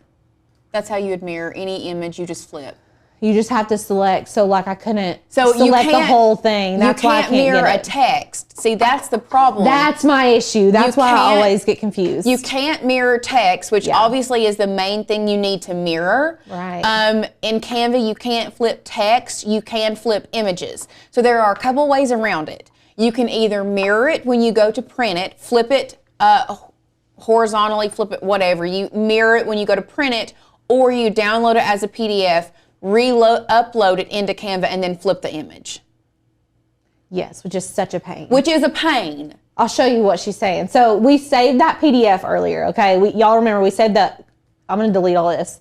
We saved the goat irrigators with the football helmet earlier, and it's not mirrored, but we need it to be. So what you're going to need to do is go to... So you have to download it. Yeah, we're going to upload the file to our image, or to our Canva. Yeah. Okay. So now it is there. Well, give it a second. She's loading. Is she loading? I'm just going to click and drag it drag in. and drop. Okay. So once it pops up, you can select the image and mirror it that way. Because now it is an image with a text that can be flipped. But like I said, texts cannot be flipped individually. And actually, Lauren, I don't know if it's even going to let us. Did you download it as a PDF. Try it as a JPEG. Yeah, so you may have to, let's just delete this out. Let me, I'd put it back in there. and then resave it as a JPEG. Yeah. Okay, downloading. So let's see if this works. So we're going to save it as a JPEG and then pull the whole thing back in. So this is going to give us more of like a flattened image. Yes. Rather than a layered image. Right. So we can delete it because this is the PDF. Uh-huh. Let's go to Finder, and I want to pull in the JPEG this time. So we're going to pull that in. And you can already see there's only one bounding box. Yep. So like I can't just click on the helmet or the words. Uh-huh. And then I can just hit flip. There you go. And then print it. And then you'll have to save it again. Yeah, you do have to resave it. So that's not the most convenient thing to do, but that is a good workaround for whenever you're trying to print. And it's so funny because like these are a lot of things that we do all the time, but I do them and don't think about doing them. And then when we go to teach you all, I'm like, oh yeah, we do that all the time. Yep. And it's a good one, y'all. This is a great sublimation project that we're going to be doing today. Yes. And really, I say sublimation, this project, we are going to be doing sublimation. However, this is something that Alicia wanted to bring you guys to really highlight how large you can do print and cut now. It's now, gigantic. If you know about sublimation, if you are familiar with it, you know that you don't have to do print and cut with sublimation. However, we were planning on doing this with the large Caesar DTV. It just didn't come in. So we are doing it with sublimation, but this can be done with the larger format printable HTV or the Caesar DTV specifically. Yeah, and I don't know how many brands are coming out with the large format printable DTV, but Patrick over at Caesar had let us know that they were doing the big size. We just haven't received it yet. So I was like, if we get it, we'll use it. But we haven't got it yet. So I was like, we can still do sublimation and show you all how big. I mean, just to really see it like in person. Yes. When I first printed it off, I was like, I mean, we're printing this off on a 13 by 19 sheet of paper. Right. We're not, like, it doesn't go that big in Cricut Design Space. It only goes to like 11 by 17. Uh-huh. But we're gonna do the full sheet. Like, it's gonna be as big as we can possibly get it to fit on a sweatshirt. So it's gonna be really exciting, and we haven't done it. There's a lot of stuff going on over here. Hello. This heat press is over here. I've already got it heating up. But it looks like we've kind of got a lot going on, and that's because we're using our Cricut. We are sublimating, and we need a sublimation printer in here. So, you know, if you get into sublimation, I feel like the tools that you use are just gigantic. They kind of take up, they take up space. You got a heat press, you got a printer, and normally we've been using this Epson EcoTank. This is the 8550. Normally we use the Workforce, and I would argue that the Workforce printer is like much bigger. It's at Yeah. least taller. So, but the only thing with the workforce printer that we have run into issues with is because it does take cartridges. It's a lot harder to refill those ink cartridges, and there's like, it runs the risk of firmware updating and not recognizing your cartridges and all this stuff. So we really, really enjoyed the eco tank in general, whether it's the smaller eco tank or the larger eco tank. Yes. So the workforce printer, that's what we've kind of worked with forever, and you'll hear us talk about it and use it in past projects. We had one that kind of kicked the bucket. If you have converted your Epson workforce and it asks you to update your firmware, just don't. Don't do it, because what happens is you update your firmware and then it doesn't recognize your ink cartridges. And so I didn't know that until I updated our firmware. I thought that maybe that's what's wrong.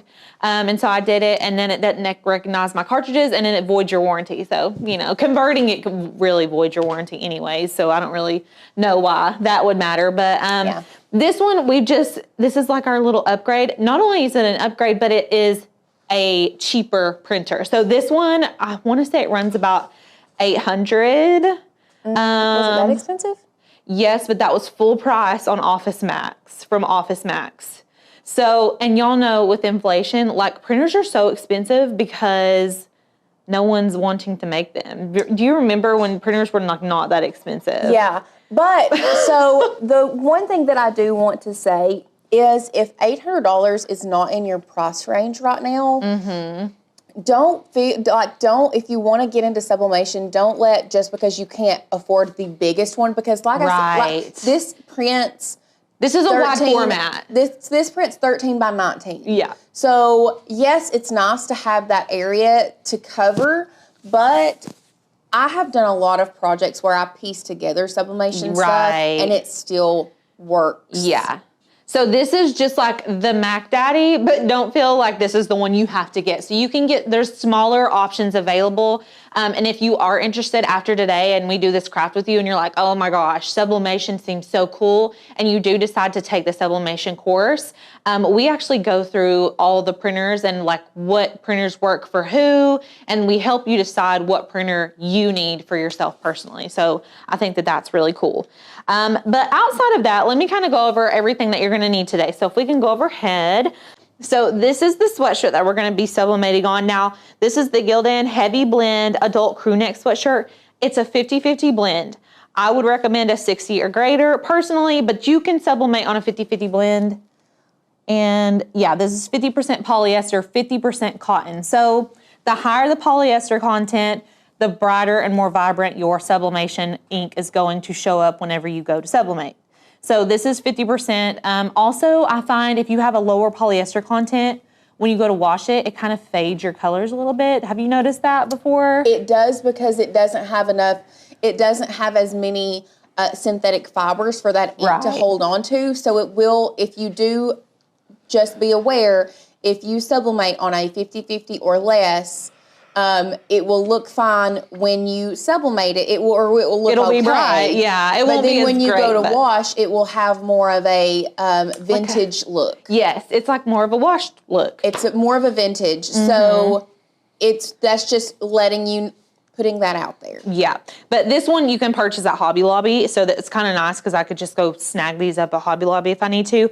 I did purchase some, I think they were 100% polyester sweatshirts off of Amazon, and they were just like not it for me. They looked purple, like when something's so white and it looks bleachy. It kind of gives it a UV look. Yes, and a lot of times when you use 100% polyester items, they have a weird feel sometimes, and they are like super vibrant white. So I even like the washed look with this design today. I think it looks really cute, so I'm not mad about it. I'm gonna use a 50-50 mix, but I do recommend a little bit higher of a polyester percentage whenever you're shopping around for sublimation blanks. You cannot just go and buy a white sweatshirt and assume that you can sublimate on it. It has to have polyester in it in order for that sublimation ink to cling to the polyester fibers. So the polymers, if you will. So I've got the sweatshirt. I have our 13 by 19 paper here. This is what we're gonna be printing on today, and we are gonna fill this baby up as big as we can in order for our Cricut to be able to cut it. And then I have it's a light grip 12 by 24 mat. That's what you're gonna wanna use because we are cutting paper. And then I have a t-shirt guide. If you got on any of our deals, we had these little t-shirt guides in our swag bags. I've got a burnishing tool. This is great for sublimation. So this is what we use to get any extra lint on our shirts off before we actually apply heat so it doesn't discolor our shirts.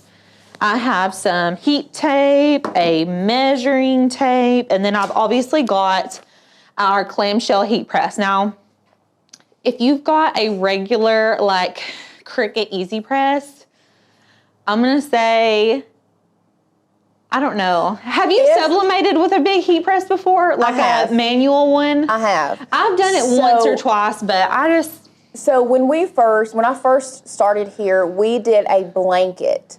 It was a blanket full of pictures. I think we only printed on the 8.5 by 11, and so Papers. we used we had a bunch of different pictures, and that was an instance where I found that the Easy Press worked better than the clamshell press because I would have the pictures like laying flat on the floor, but then to pick up the pictures where I had placed them and put them in the clamshell with that big blanket didn't work. Because you're going to be like moving the blanket. Because I'm moving so I can just place the pictures on the floor and then come in with the press. Yeah. But with that being said, 9.5 times out of 10, 9 times out of 10, like you're going to use a heat press over like a mini press. Yeah. You're not going to want to use a mini press for this. If you get into sublimation, you're going to want to invest in a really good heat press. And this clamshell press is something that we use for almost all of our sublimation projects. There's a few exceptions, obviously, like the blanket and things like that, where it's pieced together.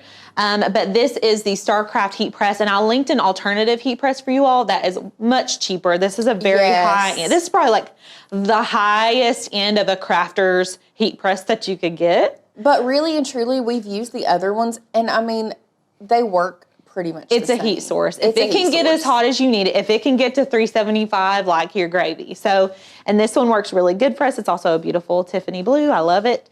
So I've got that. I've got the butcher's paper ready to go. And then we have the files. If they are not linked down below for you all yet, they will be on the website at some point today.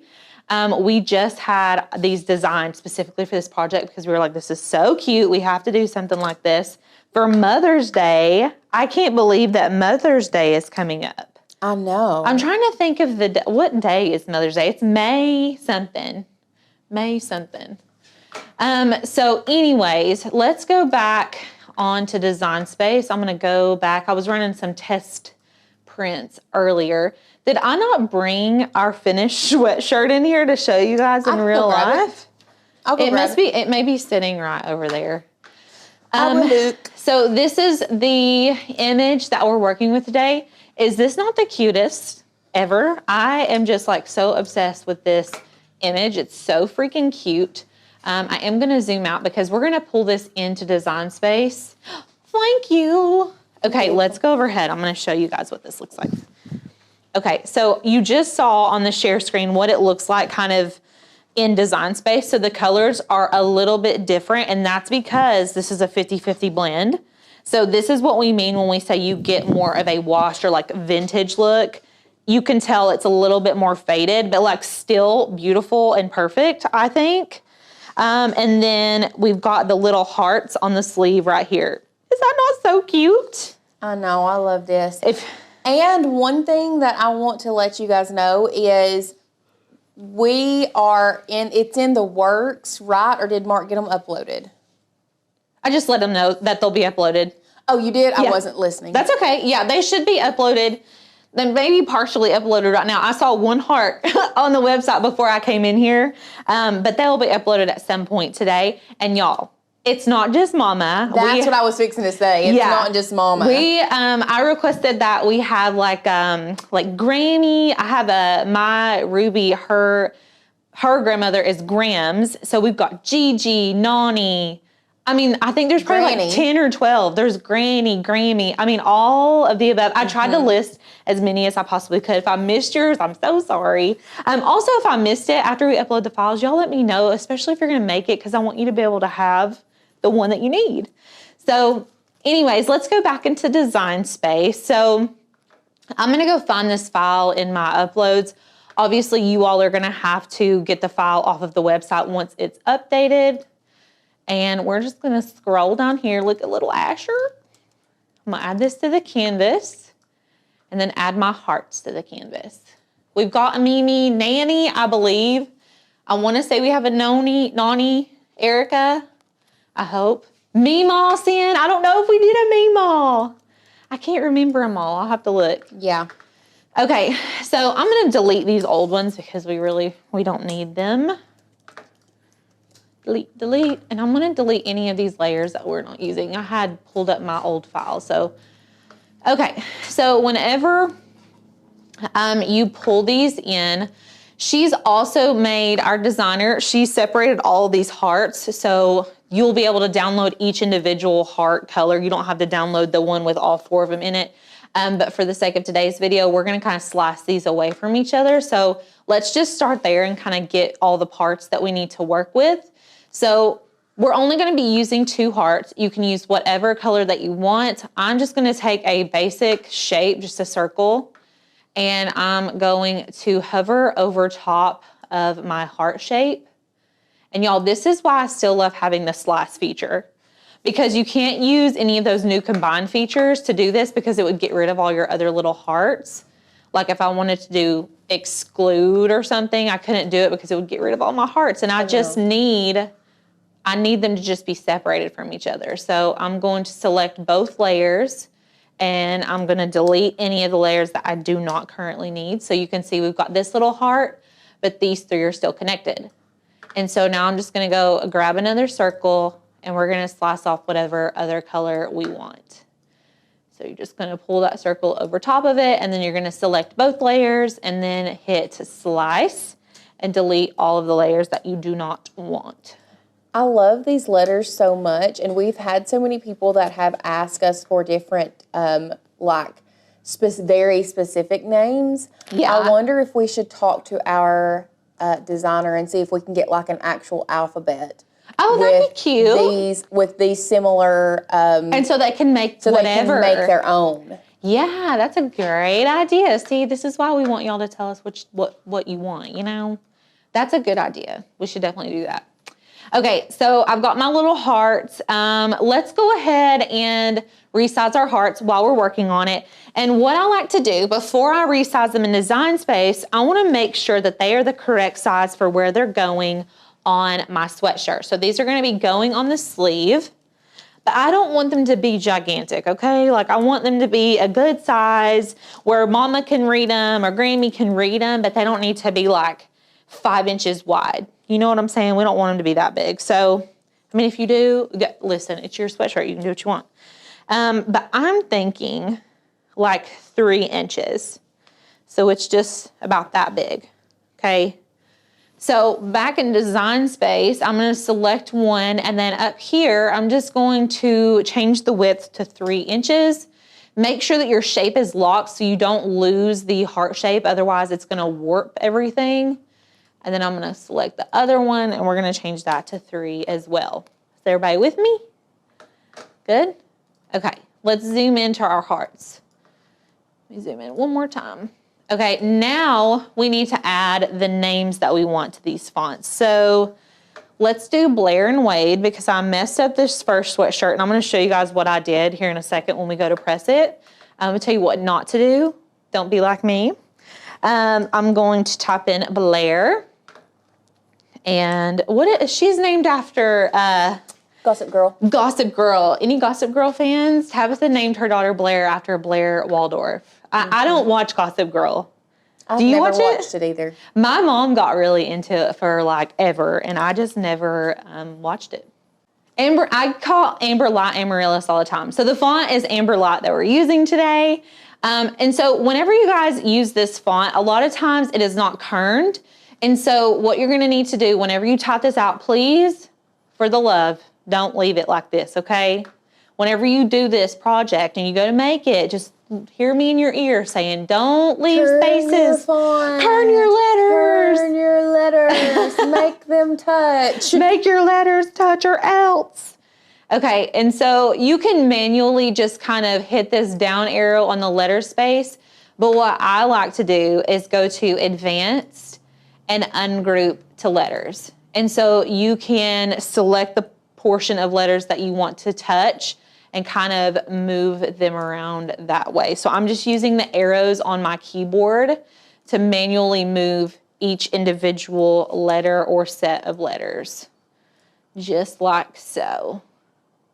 And most of our fonts are not like this. This Amber Light, honestly, is like the only one I can even think of that does this. And it's an older font, but an oldie but a goodie. And we use it for everything because it's such a cute handwritten font. Yes. It's very much our style, I feel like. Yeah. Okay, and then so once you get it where you want, you're gonna need to select it all. And I like to unite it. So it's like one little unit. You can also attach it. It's gonna do the same thing. And whenever you pull a text into Design Space, it's gray. I don't want it to be gray. I want it to be black like the outlines of my heart. So I'm going to change it to black. It doesn't look like that much, but it matches a lot better if you adjust that, just that little thing. It's all in details, you know? And then I'm just gonna shrink it to fit within our heart, like so, okay? Cutie. Love it. Cutesy. Okay, and then we're gonna do Wade. So just make a new text box, W-A-D-E. Let's advanced and ungroup to letters. And that A doesn't have to touch the W, but I am gonna scooch it a little bit closer. You can also just click these letters and move them around. Cute. Cute. Cute, cute. We're gonna combine it and hit unite. And then we will change this to black. And then we can resize it and put it right inside our little heart. So cute. Okay, so I've got the names on here, but they are, what you're gonna do is make sure that they're exactly where you want them first. And I'm gonna click and drag and make sure that the name and the heart are selected. And then we're going to flatten them together. This is gonna make them a cohesive print and cut image. And so you can see in our layers panel, the name, I don't know if y'all can see from that far, but there's like the name and the heart and it's all on one layer. And so this is gonna allow our Cricut to know that it doesn't need to cut out the name separately from the heart. It just thinks it needs to cut around the heart. And I also do not want this to cut right up next to the heart. So I am gonna add a slight offset in white. So we won't even be able to see it, but I do want it to cut with like, I don't know, like a 1/4 inch allowance all the way around. So make sure you have your flattened image selected and we're gonna add a small offset, like a 0.15 offset. And I'm gonna hit apply and we're gonna change that to white, okay? And then you can click and drag and select the offset layer as well as the print and cut layer and we're gonna flatten that. And so this is gonna just cut where the offset was. Does that make sense to everybody? Now this is gonna be really, really important. That step is gonna be very important if you do this with printable HTV. Yes. It doesn't matter as much with sublimation, but it's very, very important if you're doing it with printable HTV. Yes. And yeah, we're gonna do an extra large printable HTV video because it is a little bit different in this way. Like this is a perfect time where it's gonna be completely different too. So we'll try to get that prepared for you guys. As soon as that stuff comes in, we're making a video because I've been wanting to do a big printable DTV video. So again, let's do it with the Blair heart. So we're gonna select both layers. So the name and the heart layer, you're gonna flatten it. So it's one layer. We're gonna add an offset, just a 0.15 offset, hit apply. I'm gonna change it to white. You can't see it. Make sure you select both layers, both the offset and the print and cut layer, and then we're gonna flatten that again. And so it's not gonna cut right up on our heart, it's gonna cut a 0.15 inches away from our heart. And so you can even see when I pull that behind there, that little white, and I can change the canvas Let me change the canvas color to like this light gray. So it's gonna cut that white part, okay? So let's zoom out. Now that we've got that, we're good to go. Those are fine. We're just gonna kind of leave them over here to the side. And now we can work on the mama part. So let's go back overhead and we're gonna measure our sweatshirt. Make sure that we get it as big or as small as we want it. We want it big though, because I want to print this really big. I don't know why it's so exciting for me to print such gigantic things, but it's just fun. When we first did it, I was like, this is awesome. Like, this is so cool. Okay, so can y'all see that pretty good? Okay. And so I like, when I'm doing big sweatshirts like this, I try not to go further than the mid region of the shoulders. So like, I don't want to go out this wide. I want to kind of live no wider than the mid distance of the shoulders, if that makes sense. And so when I'm going to measure where I want it, I don't want to go, like I want to make this as big as I possibly can. And I feel like 13, like 12 and a half or 13 is about as wide as I want to go. Now, if you started going like 16, no. It's gonna be way too wide, and when they wear it, you're not gonna be able to see it as well. So I'm thinking 12 and a half or 13 wide. So let's go back into Design Space. And you can see right now it's on 16. So let's just adjust this to 12.5. And look, this is a perfect example of what I was talking about earlier. If your image is not locked, it's gonna warp your image. So let me undo it so y'all can see what it did look like. Okay, just make sure that your image is locked. So right now, if I go to change this to 12 and a half, it's locked now. That's weird, it locked itself. I've never seen it do that before. Anyways, just make sure that this little lock button is locked and it doesn't look like this when you're going to resize your image. It needs to look like that when you go to resize.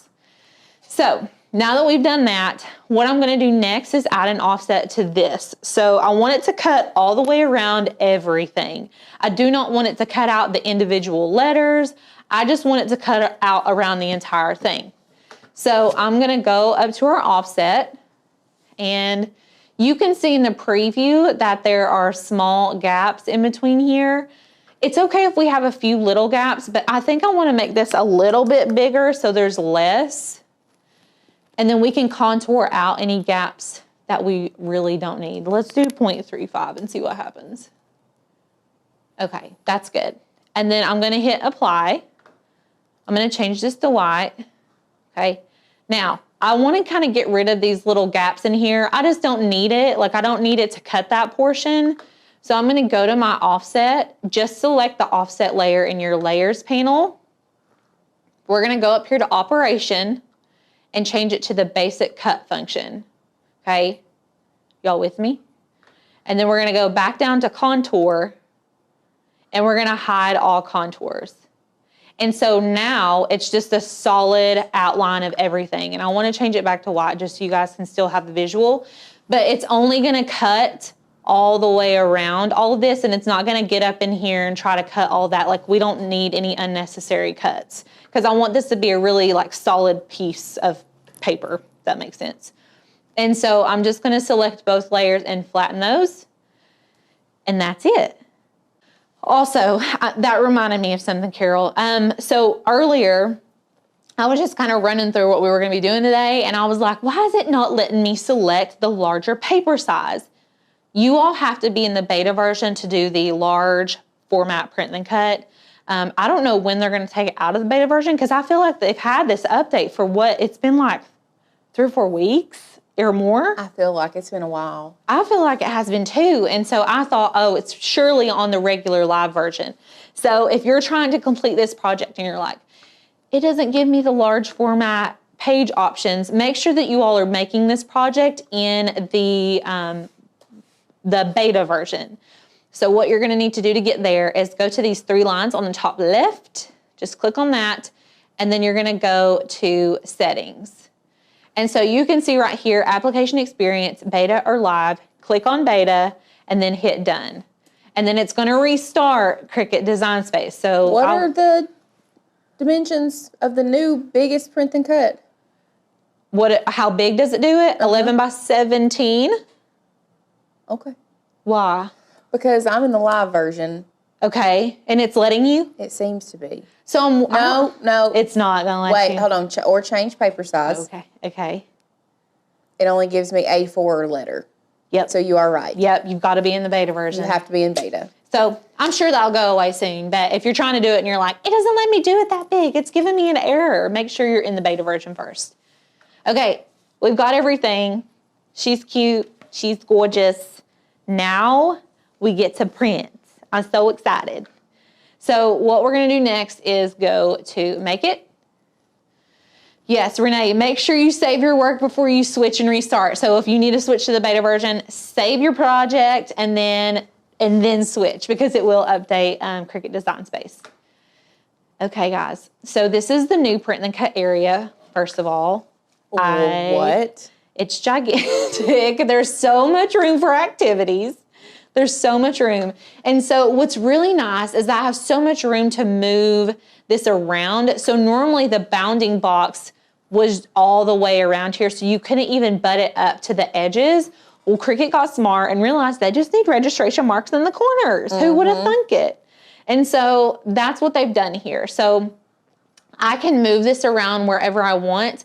And what's also gonna be really nice is I can take these hearts over here and I can move them to my other sheet. And so we really don't have to waste a whole nother sheet of paper just for these two little hearts. So if you wanna do that, you just need to click on the image, select the 3 dots, and we're gonna move the object.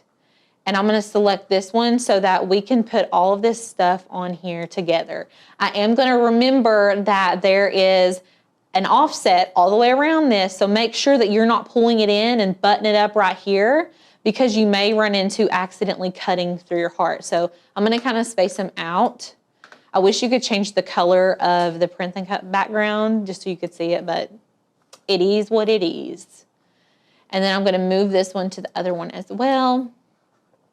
And if you need to, you can even like rotate them to fit whatever you need to do to make it work.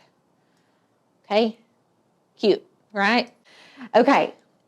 So we're not completely done because we are sublimating. We need to make sure that everything that we're printing is a mirrored image. And so right now it's not.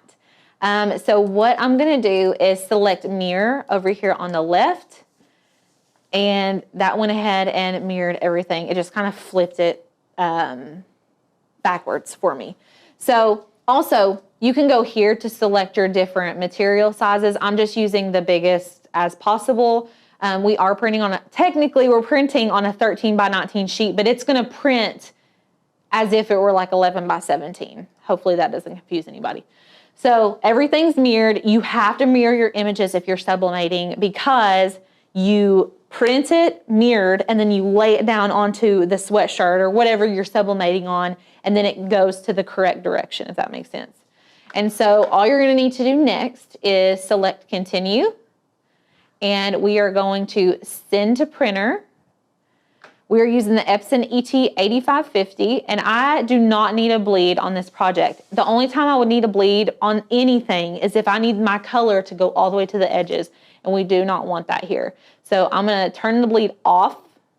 We're gonna use our system dialog. I'm in such a habit of doing this, regardless of if I'm doing sublimation or anything. I always print from system dialog because you can adjust the settings.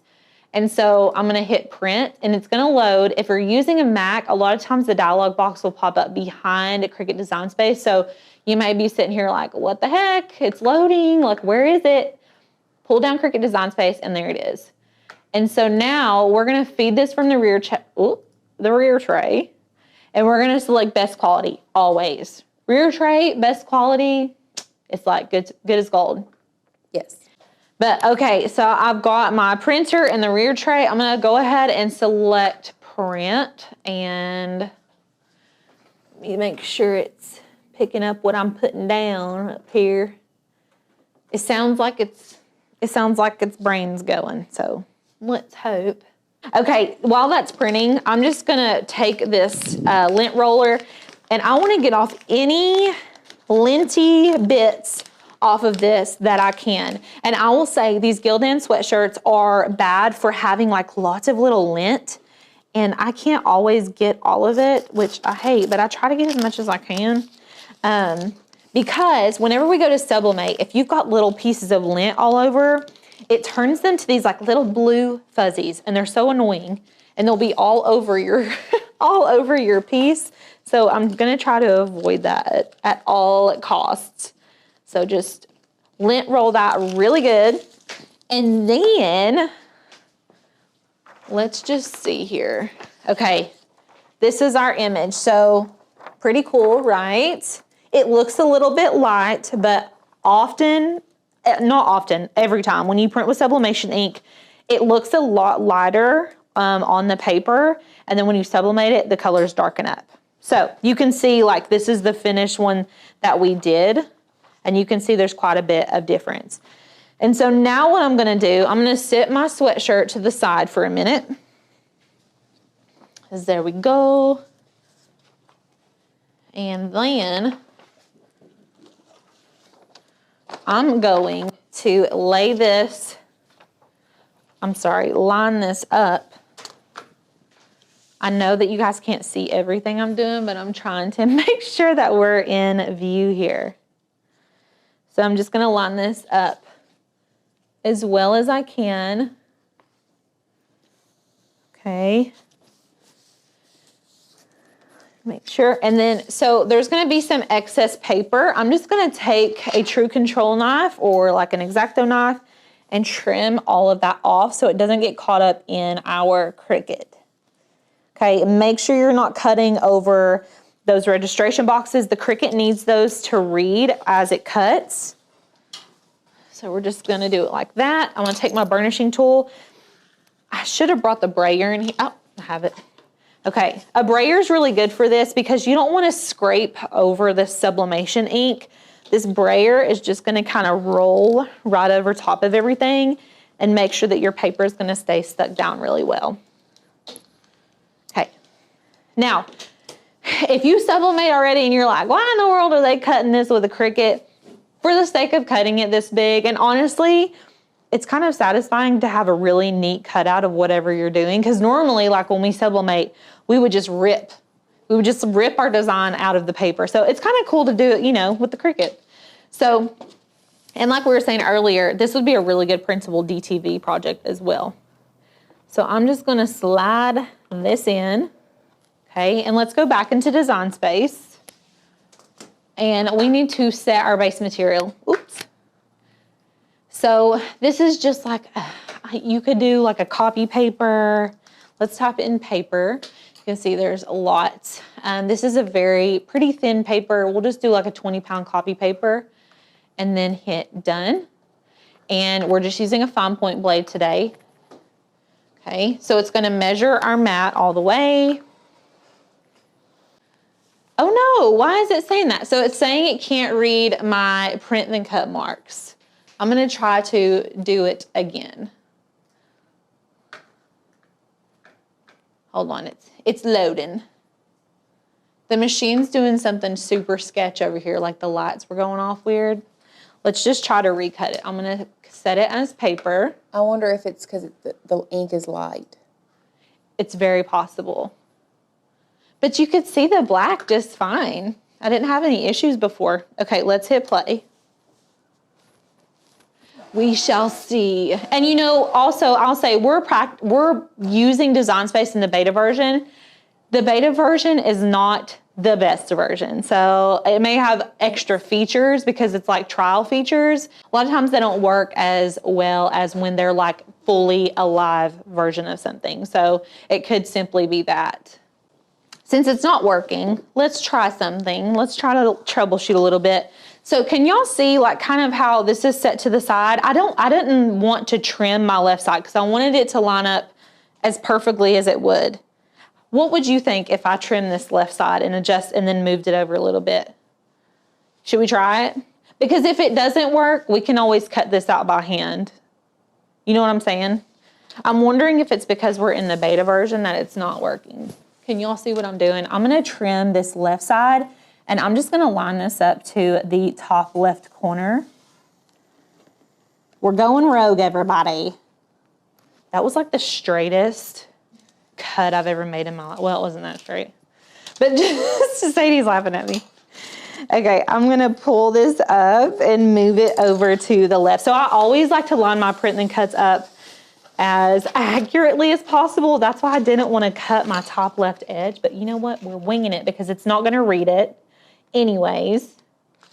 I'm gonna line this up, and then we can take our brayer. Okay, let's try it. Uno más. One more. Okay. And let me set my base material to copy paper again.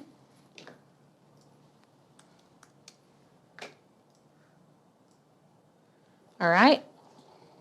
It's going to read the registration marks, and then it'll have us hit go. Mine did the same thing a few days ago. I just saved my project, and then it read it the next time I tried it. How strange. Were you in the beta version, Carol? I'm wondering if that has anything to do with it. Okay, let's see if it works this time. Everybody cross your fingers, hold your breath.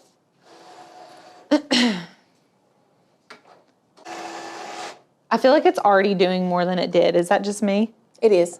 Okay.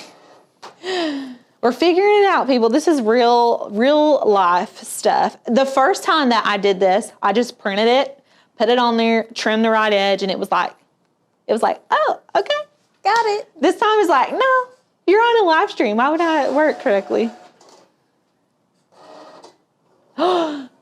Sweet baby Jesus. It's working. It's a Christmas miracle. Chrysler miracle. I really did not think it was going to work. I was like, well, I'm going to have to cut this out by hand. Okay, so it worked, you guys. So make sure, I think that registration border needs to be as close to that top left edge as it possibly can. It's going to read the registration box and know where to cut. So the fact that I cut that off, that left side off, doesn't really affect anything. So that's kind of nice.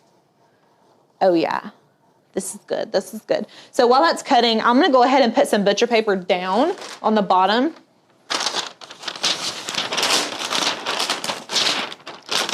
Maybe.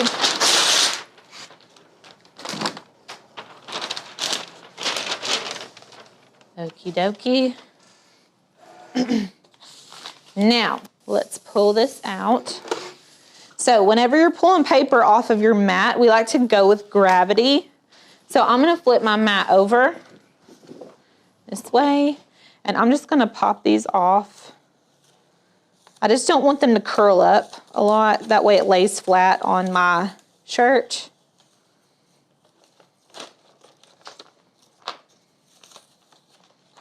Okay. And then we've got our little Blair. Y'all, look how much we used, almost all that whole sheet. That's crazy. I love it. Okay, so we've got all of our little pieces here. So cute. Okay, now I'm gonna go ahead and lay my sweatshirt out. I'm running out of space, everybody. So just lay this out as flat and straight as you possibly can. And go ahead and grab your t-shirt ruler. Okay, I'm gonna line this up with the center of my shirt, just like that at the collar. And we're gonna press the mama part. So I'm gonna line my mama up with the bottom of that t-shirt guide. And then this will kind of be, actually, Lauren, do you feel like that's too high up, like from your view? My stuff must be It's delayed. Because you're not putting it, it's not on there yet. I feel like I should come down a hair.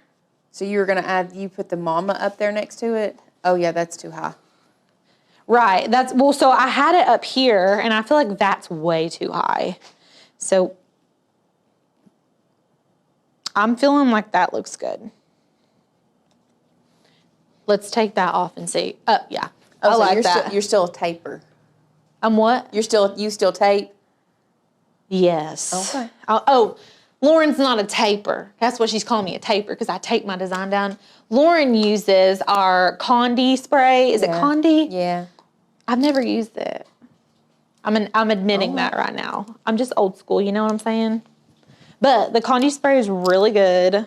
So what we're talking about is a spray, and you spray it on the front of the sublimation. So we would spray it on the front where the ink is, and then you can stick it to your piece, like your shirt, your blank, whatever, and it like adheres your sublimation paper down, but then it doesn't allow the paper to stick even after it's pressed under the heat.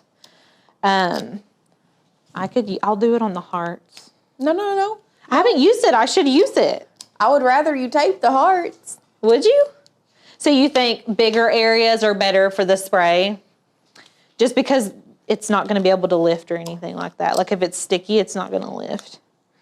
Well. But I mean, the press, that's what the press is for too. Right, the press does that part. But it does help when you're like transitioning from here to here. Okay. Now, so I've got my butcher paper down. I've got everything taped down.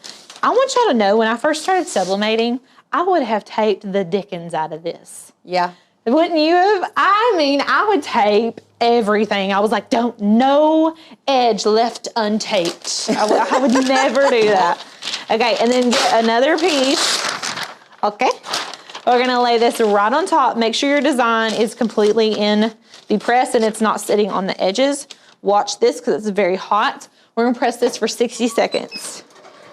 Firm pressure. Yep. I had this set on 80 seconds, so don't let me forget. I'm not going to start talking about this because then I'll sublimate it for 80 seconds instead of 60. Okay. We don't want to do that. Not throwing you off then. But we will talk about that Condi spray because it's good stuff. Aunt Nikki's craft room said, did the spray not leave a residue? No. It doesn't. does That's not the at coolest all. part. It does not at all. Ugh. Okay. She's crispy. Put that under there. Okay. Ooh. I'll do the big reveal Now, over it here. does leave a residue on your fingers for a minute. Yes, it's a wee bit sticky. But the heat, it's like the heat evaporates everything. Did you just blow those off the table? Yes. Hold on. I need these. All right, big reveal time. Who's ready? I'm not. I'm nervous. I'm just kidding. Okay, here we go. Ooh, she's crispy. So crispy. So crispy. Oh, man, that looks good. That's a 10 out of 10. Okay. Now, so for this part, this is the sleeves part. You can do this on the left or the right sleeve, whichever one that you prefer. Just be conscious of where you are putting the heart. So let me just show you guys what I did, okay? I was in a hurry. And I didn't want to get the heat press. I didn't want to turn the heat press on because I had already had it on all day. And I was like, I'm just going to use the mini press. I'm just going to use a little, or it wasn't the mini press. It was the easy press, like the 9x9. Yeah, it was like the small one. Look at this. And I tried to fix it. So you can tell that I tried to fix it. I had pressed it on a seam. And then when I noticed that it messed up, I went and cut off the edge of the heart and tried to like butt it up and like repress it again. Don't do that. Don't do that. Don't try to press anything on a seam or it's going to be, because what I had done is flattened it out like this. And so that seam was back here. And I thought that I had the hearts over to the left enough to where that seam would not get pressed. Well, it wasn't. It wasn't far enough over. So anyways, I repressed it on this side, right here. Okay, and it looked just fine. So what you're going to want to do whenever you press these, or place these, I should say. Let me move this one out of the way. You're gonna wanna press them kind of like here. And so it kind of sits on like this part of your arm so people can read it. It's really up to you all where you wanna specifically place them. That's just where I think it looks the cutest. And then what we're gonna do is just place them. And now you can kind of tilt them like back and forth if you want. And we're just going to add a little bit of tape. Okay, here we go. Yes, make sure you're lint rolling everything. We even like lint roll tumblers and everything. You just want to make sure there's no residue. Because there are things that, like small pieces of material that you would never think would be on something, but once sublimated, I don't know why, it just leaves it leaves like a residue. It exposes your sins. Yeah. Okay.